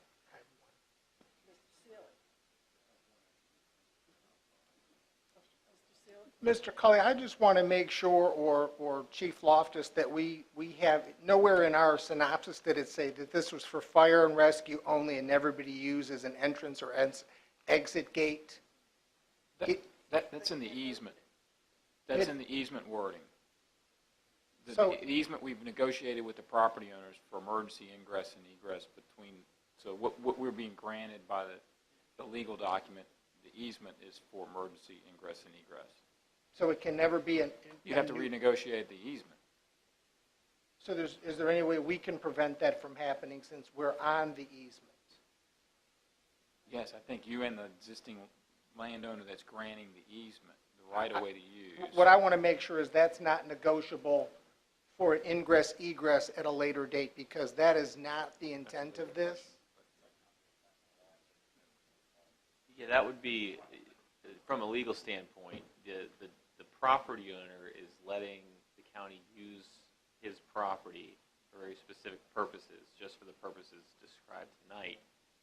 If you were to try to use it for more, you would have to negotiate an entirely new easement to both parties. It's a contract with both parties. So we would have to be party to that as well. You would have to, both parties would have to agree to amend the easement. Correct. Okay. I have one thing for clarity that Mrs. Long said. They're not paying us $3,500 a year for maintenance. They're paying us yes. We anticipate maintenance costs to be around $700, $800 a year, the light bill and various things. It could be that there are some things that break on the radio system controls or whatever. So they're at a max of $35, but they're only paying us what we prove we've spent, basically. Basically, we'll have to give them an invoice on when we go work on the gate or do maintenance on it or whatever we do, up to $3,500. But that is for perpetuity, correct? It runs with the easement, so it will go Correct, every that's year. correct. Oh, I'm ready for you guys to vote on this. I wanted to clarify something Mr. Seeley said, which was he lost the fire station. He didn't lose the fire station because of anything that happened here. That fire station didn't happen because the chief at that time said he didn't want the county's money if they couldn't serve alcohol.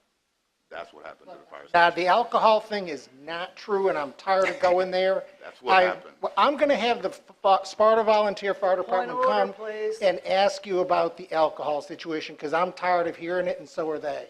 Well, you bring him here. I will I'll be bring them happy. here. I'm just Gentlemen, tired of hearing Point it. of order, would someone like to call? I make a motion to amend the fiscal year 2017 budget to increase the allotted amount for the purchase of the right-of-way and construction for a gated Lake Landor emergency access road from $60,000 to $70,000, and that those expenditures for the funds be contingent upon approval of a memorandum of understanding with Lake Landor Property Owners Association and the Board of Supervisors to contribute up to $35,000 toward the right-of-way of the acquisition and construction cost, and to cover maintenance expenses up to a maximum of $3,500 annually. Did I get everything? Could I clarify one thing? It would be the FY18 budget, not Okay. 17. FY 18 budget, okay. And there's, Mr. Parton, there's money there already for this? $60,000 now. So would it So actually be we would coming, be adding 10,000. adding Again, 10,000? would be and getting- reimbursed getting back 35,000 from Lakeland. So it would be 5,000 additional dollars from the fund balance. 5,000, we budgeted 30,000 of revenue from Landor. We budgeted 30,000 to make the 60. So when we up the expense side to 70, we're going to up the revenue side from Landor to 35, and then 5 more would have to come from the fund balance. Oh, the budget already includes getting refunded half from, okay. Chair would like to recognize Chair Flippo.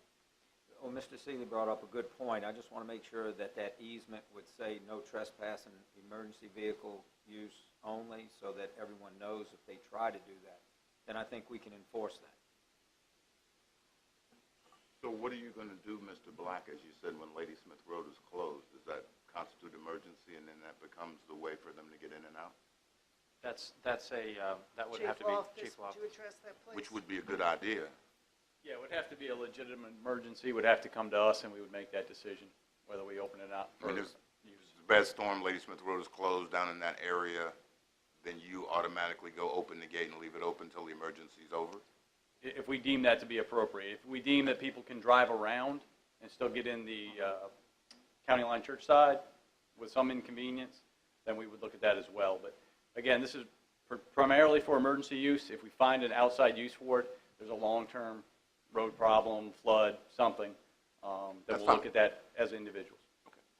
Good, thank you. There's a motion on the floor. Do we have a second? Second.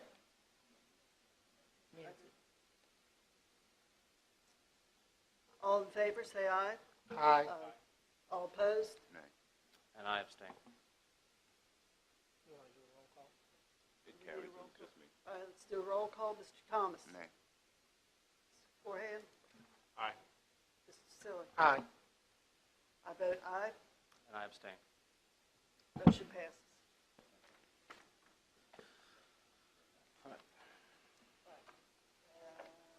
Chair goes back. Thank you, Mrs. Long.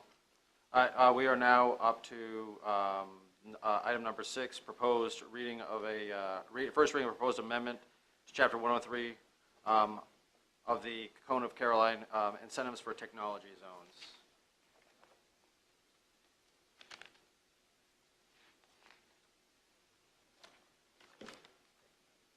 Good evening again. This is a very simple first reading.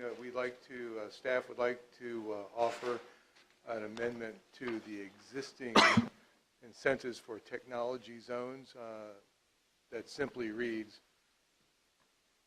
eligible qualified technology businesses may be afforded incentives as determined by the Board of Supervisors. This will allow you maximum flexibility without prior expectations that could affect the negotiation.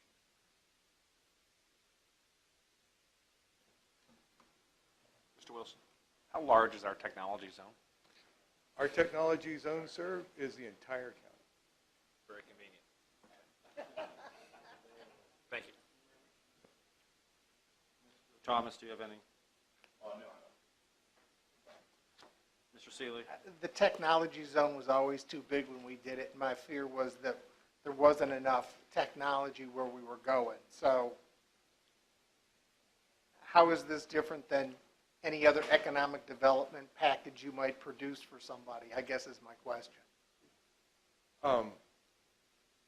Actually, it probably is not at all different. What we're trying to do is allow the board maximum flexibility in how you'd like to approach any business that you're dealing with, and we did not want to create a set of expectations that might make a negotiation more cumbersome. So basically, we're going back to the way it's always been. As far as the specific incentives that we'd be talking about, yes, sir. So we're essentially wiping this out. Is that really what we're doing? No, sir. I think what we're saying to the world is that there is a different way that this can be done. For example, I believe Norfolk has, Henrico County, I believe, has changed their personal property taxes dramatically, specifically for data center companies. So the dynamic around us is changing, and to simply have a set of potential offers may not be exactly what you need to accomplish your goals. So if you were a gymnast at the Olympics, you would get a 9 for that landing, I guess. Thank you, sir. I have no further questions, Mr. Chairman. Mrs. Long? I like clean and simple. Wipe out those lines and take it to one sentence. It's fine with me. Yes, ma'am. Chair will take a motion to go to, I guess we're going to need to go to public hearing, correct? Chair will take a motion that we forward this to public hearing. So moved. Do I have a second? We have a motion, excuse me, motion and a second. All those in favor say aye. Aye. Motion carries. Thank you. All right, agenda item number 7 is the new business catering cost for proposed county employee picnic. Mr. Parton?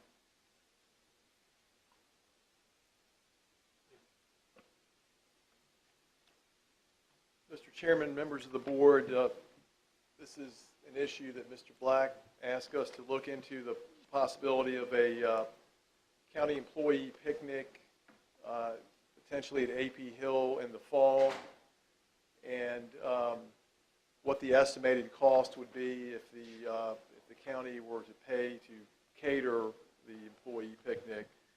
And so we sent out a survey and to try to get some handle on how many people may come. And based on the results of that, Mrs. Hall went out and got a few quotes on what the catering cost would be, and we think it would be around 200 would be a good number, and we ended up at about $3,600 as an estimate. And bringing that information to the board for consideration at your request, Mr. Chairman. Have any questions on this? Yes. Okay. Mr. Ford. Was this just catering? Was it catering, entertainment, bouncy house, gifts for Just county catering. employees? Just Food catering? only. Okay. Yes. And do we have Make any your own entertainment. tentative locations that can house 200 some people? Fort AP Hill? Fort AP Hill. Well, it's a big fort, but I mean, like specifically within Fort AP. Yeah. That was one of the things we had talked to them when we went to the. That's just a field, though.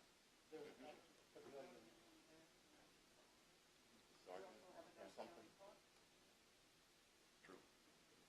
Okay. So it'll be somewhere on the grounds of AP Hill. There was several locations that were possible. Okay. At least a few. Oh, what are we actually discussing here? Just, I mean, it says discussion. I mean, if we're going to have a county picnic, then I would think we would do more than just give them hot dogs and hamburgers. Is this part of a larger discussion, or is it It's taking a our dis- temperature on this, or what? Well, it's a discussion in the sense that, we would need board authorization, obviously, to expend the funds. And so this would be seeking that authorization. Okay. That's all the question I have. Okay. Mr. Thomas? Excuse me, I didn't have a question. I didn't have a problem with either org. Just the security concerns at Fort AP Hill versus the county park were the only thing, but I've had trouble getting into AP Hill before. Okay. Mr. Seeley? Yeah, I was thinking along the lines of maybe the county park, since we're actually paving the driveways and some of the parking areas, and it may be easier to do. AP Hill can be difficult for, even if you're on the list, to get on. So, I'm okay with that. and maybe we can look at, I know there are some organizations in the county that own like the bouncy house and all those kinds of things that we may be able to find a way to actually borrow for kids' entertainment and that kind of stuff. Mrs. Long?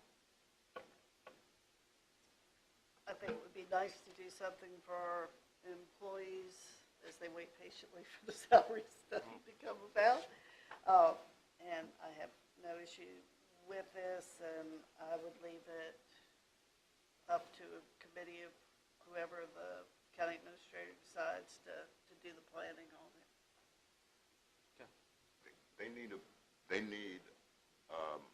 approval of the cost, and then the committee will go back and secure the venue and make sure you've got everything else. All right, I make a motion that we approve up to $3,600 for the county picnic to be held in the fall. I have a motion. Do I have a second? Oh, I'm sorry. Oh, Mr. Forehand, I thought you were. I would like to make it even $5,000, give us some flexibility. If we want to do entertainment, something for the employees, if we're going to do it, let's not do it half butt. Is that your second? If that's your second, I'll amend my motion to up to $5,000. Then I'll second that. Okay. Board karaoke was mentioned as a Yes. possibility. I will frown upon a dunking booth. And you'll have to pay me $1,400 for karaoke. Okay, we have a motion and a second. And then you guys can determine what's the best venue. I understand the Fort AP Hill issues. So you guys would authorize staff to see what the best venue is. And we're clear on the 5,000? Okay. Yes, we have a motion and a second for the up to $5,000 spending. That includes catering, fun, DJ, whatever. Take it. And I'll just throw this out. I mean, bouncy houses are fine, but I don't know how many children would be attending that definitely need bouncy houses. But for us, maybe they have adult bouncy houses, but also maybe we think about a little gift card or You meant to say gift or pet and zoo, something. didn't you? petting zoo? Yeah, with Okay. exotic I animals. think that's what you were Right. thinking. Monkeys. Or T-shirts or something like that. Monkeys? I don't know, just throw out an idea, but I'm ready. All right. So, okay, let's just, Petting can we, zoo. can we just do the, is we okay with the 5,000? Yes. We have a motion and a second. Any discussion? All those in favor say aye. Aye. Motion carries. All right, this one, all right. The next item on the agenda, item number 8, is the amendment to Chapter 108 of County Code golf carts. Mr. Chairman, can I ask a question as we start this? Sure. Mr. Fincham, I've had a number of subdivisions ask me questions about can we be a golf cart community? Do we have a criteria by which they must follow to actually apply for this, since we're moving in this direction? My suggestion before you go, since I don't think there is one, is that like 60 or 70% of the residents in a 2 or 3 or 4 month period sign a petition in favor of it before we make the leap, because I've heard people who were for it and I've heard people who are against it, and the people for it tend to, run to get this done, and then the people not sort of get steered around. Do we have an ordinance or something that actually lays that process out? No, sir, because the golf cart ordinance that is in effect now speaks only to Caroline Pines, which is a private road community, except that they are designated as public roads for law enforcement purposes. That issue was discussed in great detail by the various attorneys, the sheriff's office, staff, and one iteration proposed the inclusion of, or possible inclusion of of subdivisions with public streets, VDOT streets. At the end of the day, we're back with just this being Lake Caroline. So it would actually, Caroline Pines, I'm sorry. So it would actually require, if a community with VDOT maintained roads would have to petition the board to amend the ordinance to allow them. Can we require a petition? Because I've got one area that's sort of conflicted. Some want it, some don't. Some are afraid, some think it's great. And somebody shows up here, like Landor, and 20 people want it, and 200 people don't. The 20 people that want it are going to show up. The 200 people that don't probably aren't going to, unless they really don't and have a real strong sentiment. I'm just looking for a method by which, and I mean a legitimate petition. The signer's name, the carrier's name has to be on it. They have to actually get that certified by a notary, that the signatures, the whole 9 yards, just like any other petition, so that we have some assurance that those folks have been actually talked to about having golf carts. Because there are, as I've learned, there are feelings heavily both ways. Bowling Green has it. We had 18 or so golf carts. We're down to 4 or 5. It's dwindled fast. So I'm just looking for a method. I would suggest we could take what you've discussed, incorporate it into a policy. The board could adopt that policy. And then if we'd still have to amend the ordinance unless you incorporate something into the draft that would allow other subdivisions to petition it. But before you would even consider amending Chapter 108 by policy, they would have to submit all that information to the board with the 70% of the residents, requesting the modification. Otherwise, you never even get to this point. I'm just trying to be prudent in what we're doing, because I've had a number of subdivisions ask me, can they become golf cart? And there are a number of them. I won't name any names, but I'm just looking for a mechanism, because the sheriff doesn't get consulted. He's going to hear about it when it shows up here. And I don't know that it's fair to all of us that we go, yeah, it's okay, and there's a bunch of people that haven't even been consulted about it. So is that something, and I'll ask our attorney, is that something that we can actually put in? You're getting Ben's Kind of a trial by fire here. abnormal questioning tonight, so. Yeah. I agree with Mike, is that if you would like to see some kind of policy drafted, we certainly work on that. I think, with this ordinance amendment, it's just the one HOA, and to whatever extent other HOAs want to become eligible, they would need to do their own. But we don't know what their own, see, there is no their own. They just come and say, we want to be part of. Well, but to get, I think what my understanding of the law on this is that to become eligible under this ordinance, this would have to be amended again. That's correct. Correct, and by what criteria do we amend it? By the HOA president standing in front of us? Or, how do we, there's no mechanism right now to do that. And I'm not saying that my method's the only one, I'm just suggesting, there's got to be some methodology. Yeah, just trying to get a word Even if the in HOA edgewise here. president shows up, or the whole HOA, 10, 20 people, there might be 100 people that don't want it. Right. Mrs. Long. Right. Mrs. Long. I'm sorry. Mr. Fincham, you have a list of insurances in section 10824.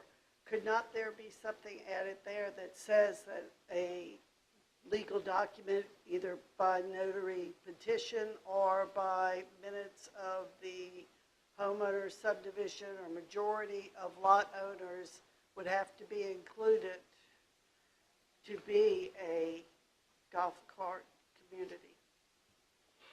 You've got in here, they have to have insurance, they have to do their inspections, they have to install signs, they have to have the language. Can we just put something in there? I don't know. Just I think you could put something in the ordinance that speaks to that. But going back to Mr. Seeley's concern, that might actually encourage more subdivisions to apply if you codify it and allow them to make application under this ordinance. All this ordinance does is clarify, related to Caroline Pines, what a previous board adopted. We're not expanding it, even though there was talk of expanding it. At the end of the day, the concerns were related to the expansion. The recommendation was to keep it simple and just clarify what's on the books now. So, to clarify, at some time, an ordinance was adopted for one part of one area of Caroline County for their particular needs. What we need to do is take this and make this a universal ordinance for anybody who wants to become, No, I think that's what. why are we doing this then? We're trying to fix a problem in it with signs. You got to have a sign about every 10 feet. And so the president of the HAO wrote me a letter and said, was it any way we could look at adopting something more realistic so that you didn't have to have a whole pile of golf cart signs all over the whole neighborhood? And so that is the only thing we're trying to really address with this particular change. We're not looking at adding any neighborhoods or encouraging any neighborhoods to become golf cart communities. But this is still just going to address one neighborhood. That is Caroline closed. That's correct. And they're the ones with the problem So with signs. what happens when my neighborhood decides, again, to call and say, how do we do this? We have to do another ordinance, or? You would amend that ordinance and add their names. That would be the process, yes, ma'am. They would have to come to the board with or without a policy, and I like the idea of a policy. I think that's a good thing. But yes, that community would have to come to the board and petition the board to amend the ordinance to include that community and those streets under this ordinance. I think, I guess my question is, right now, we're just looking at what would the mechanism we would use for any community to come to us, correct? Is that what we're looking for? What would be the mechanism to come to us to say, hey, like Lake Caroline wants it, or Lake Landor wants it, or that's what we're going to try to do? Well, I think that's different from this. Right, I understand. Yeah. This is But I think that's where the one subdivision discussion only. is migrated to. We're thinking long-term, Mr. Finch, we're thinking long-term. Yes. I'll take John Right. over. Okay. Any neighborhood currently can apply to be amended and added to this existing ordinance. The problem with this existing ordinance is it requires too many signs that we're trying to fix. So if we don't fix that, if you add 3 more neighborhoods, they'll all be going, wait a minute, we got to put up this many signs, we don't want to do it. Because it's a real expense in a big neighborhood to have this many signs. So I think we've got to be clear on what we've got in front of you tonight, which fixes this particular problem if we move to public hearing. You could then, if you want to go to public hearing and add any other neighborhood, at this time do that, or you can create a policy for any other neighborhood to ask to some future time, and you amend the ordinance later and add X, Y, Z neighborhoods to the ordinance, but you only want one set of golf cart rules. You don't want Chapter 108.1 with a different one for some other neighborhood. So to stay focused, we need to fix this particular issue, because I think we've been on it for over a year. I can't remember exactly how long ago they wrote me a letter. And if the future we create a policy and there are multiple neighborhoods that want to apply, then we'll deal with those on the individual basis. And they would apply under this? They would apply under either a policy, but they would be added to this particular ordinance where it says Caroline Pines. It would say Caroline Pines and whatever new neighborhood, Belmont, or Just to whatever give one you it a- is. No, that's not one that can be, because that's a public road. Well, right. Right. Well, see, and again, when we clarified this, as Mr. Cully said, it was just to fix what we already had. And we wanted the police, I should say, public safety, along with John Mahoney. We wanted, if somebody else wanted to try to get in this, they needed to come before y'all. And this is the policy, and will it fit? And when you look at what they have, you've got a community within themselves. They have to police the part of registration, safety, and all that's in there. Different than when we get into the public streets, like Portabago Bay. Lake Landor, it's against their bylaws. Lake Caroline, it's against their bylaws. And I've talked with both of the managers. Yeah, they don't want them. They see it as more of a hazard with the hills and everything else. So it's already in their bylaws. Believe me, when it first came, it had a whole list of subdivisions that wanted to try to get in this. And like when Mr. Fincham and I and Mr. Mahoney, when we were all together and county attorneys, we just said, let's fix this.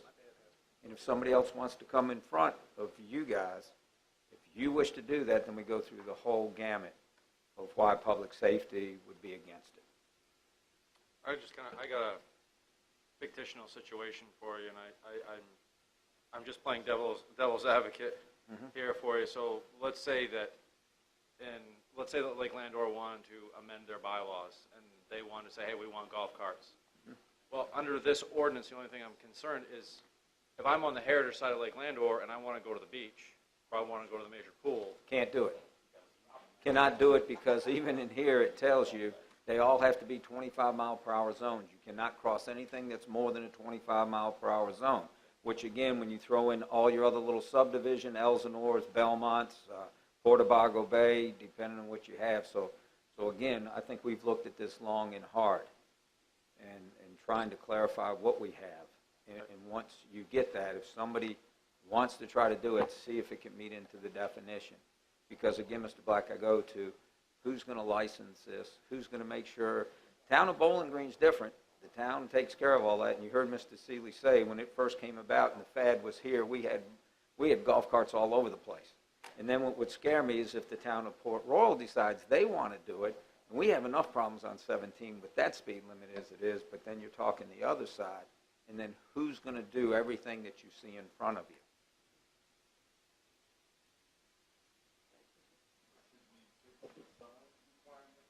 Let's go. I was gonna try to make a motion Yeah, let's go ahead and do that. actually advertise the changes to the Chapter 108 of the county code for golf carts, and have staff develop a policy to apply for future. Golf cart request. Correct. Second. Well, we have a motion and a second. Any discussion on the motion? All those in favor say aye. Aye. Motion carries. All right. Motion, let's see here, we were gonna skip over number 9. Okay, let's go to We're agenda. gonna, Mr. Chairman, we're gonna remove item number 9, but we have given the county attorney direction Yes. based on our closed session. Yes, sir. Okay.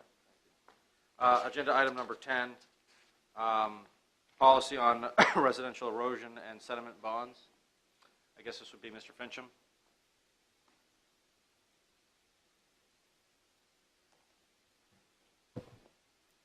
Mr. Chairman, members of the board,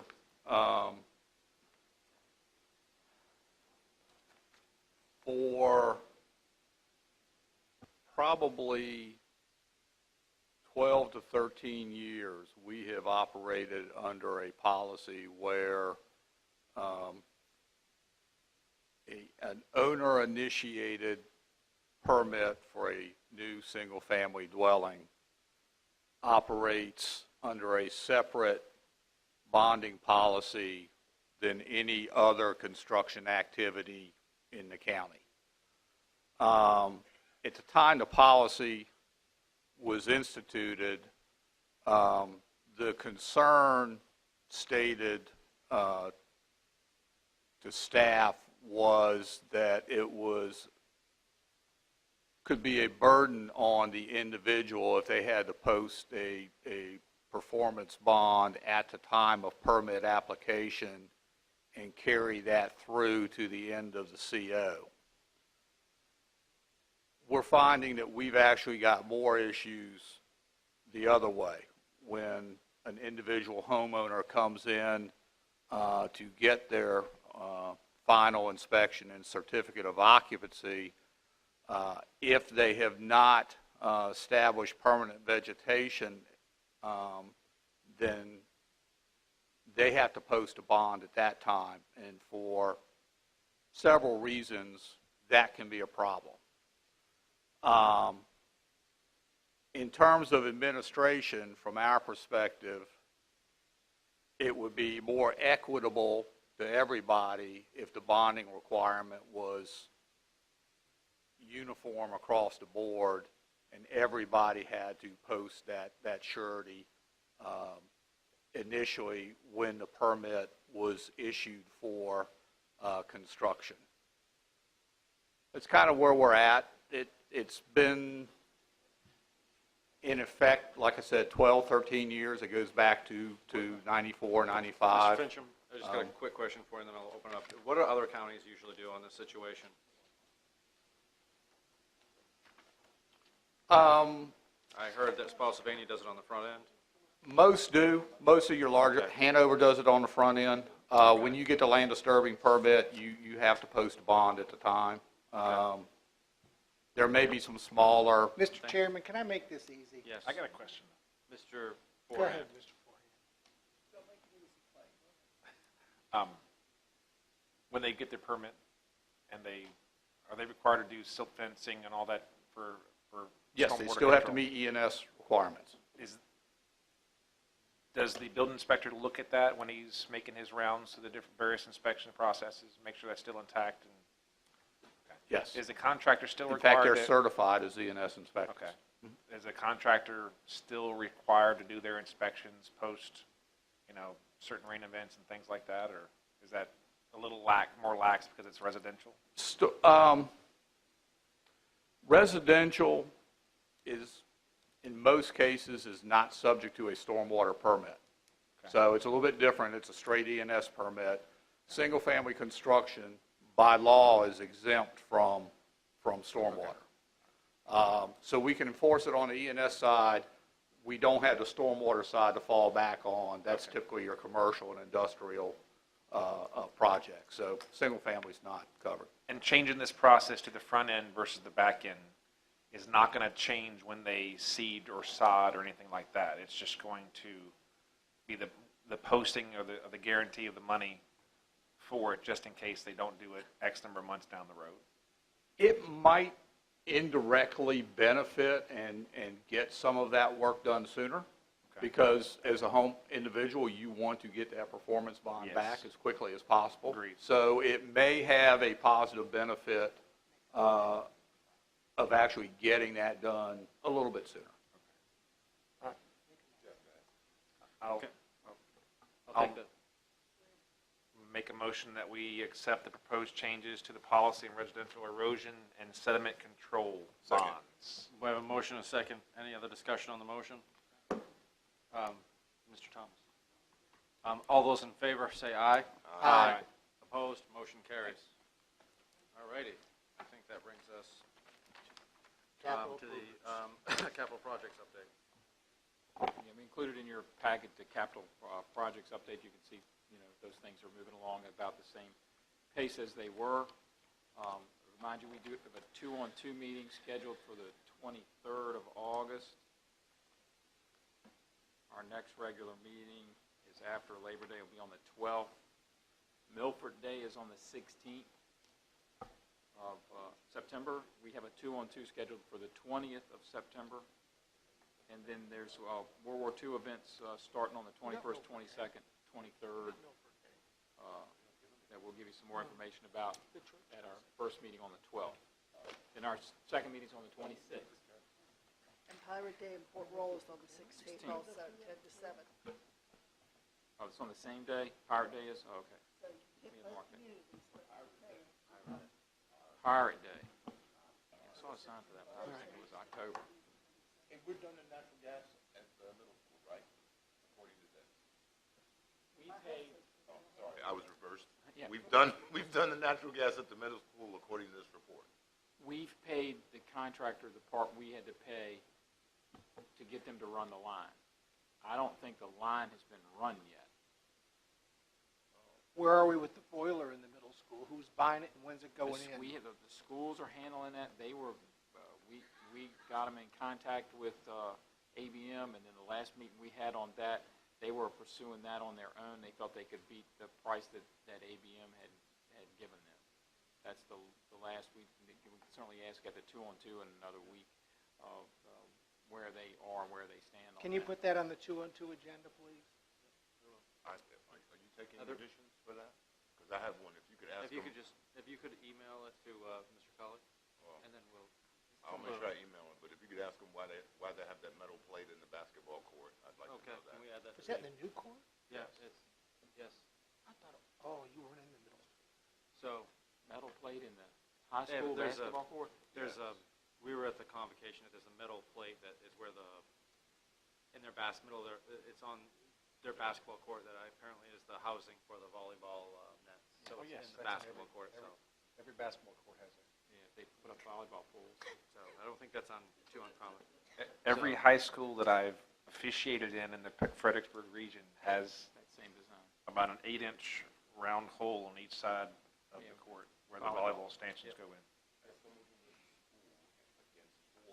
All Americans, that doesn't happen. All right, do we have, we're ready for closing board comments. Mr. Kelly, will the energy contract be part of this capital fund update in the future when they start working? Or would that be a They separate? are working.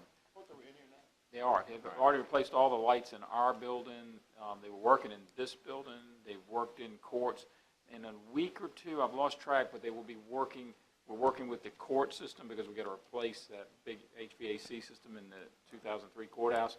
So I know that that's coming up. We're going to meet with the judges and the clerks to kind of go over how we coordinate all that. But so they are working on it. But I don't know if we have a funding. I mean, we just paid for it. Okay. When you're meeting with the judge, can you inquire on their thoughts on opening the old courthouse during Harvest Festival? So people have an opportunity to see inside of that courthouse. I will certainly do that, but we probably have to work with the Sheriff's Office to provide Agreed. security. Agreed. Closing board comments, Mr. Thomas. Mr. Forehand. I think I've made all my comments for the night. Thank you. Mr. Seeley. I have none. Mrs. Long. Just want to thank Mr. McKenzie for being here and guiding us through the night. Yeah, great Thank job. you for filling in. Sure thing, thank you for having me. Great job. And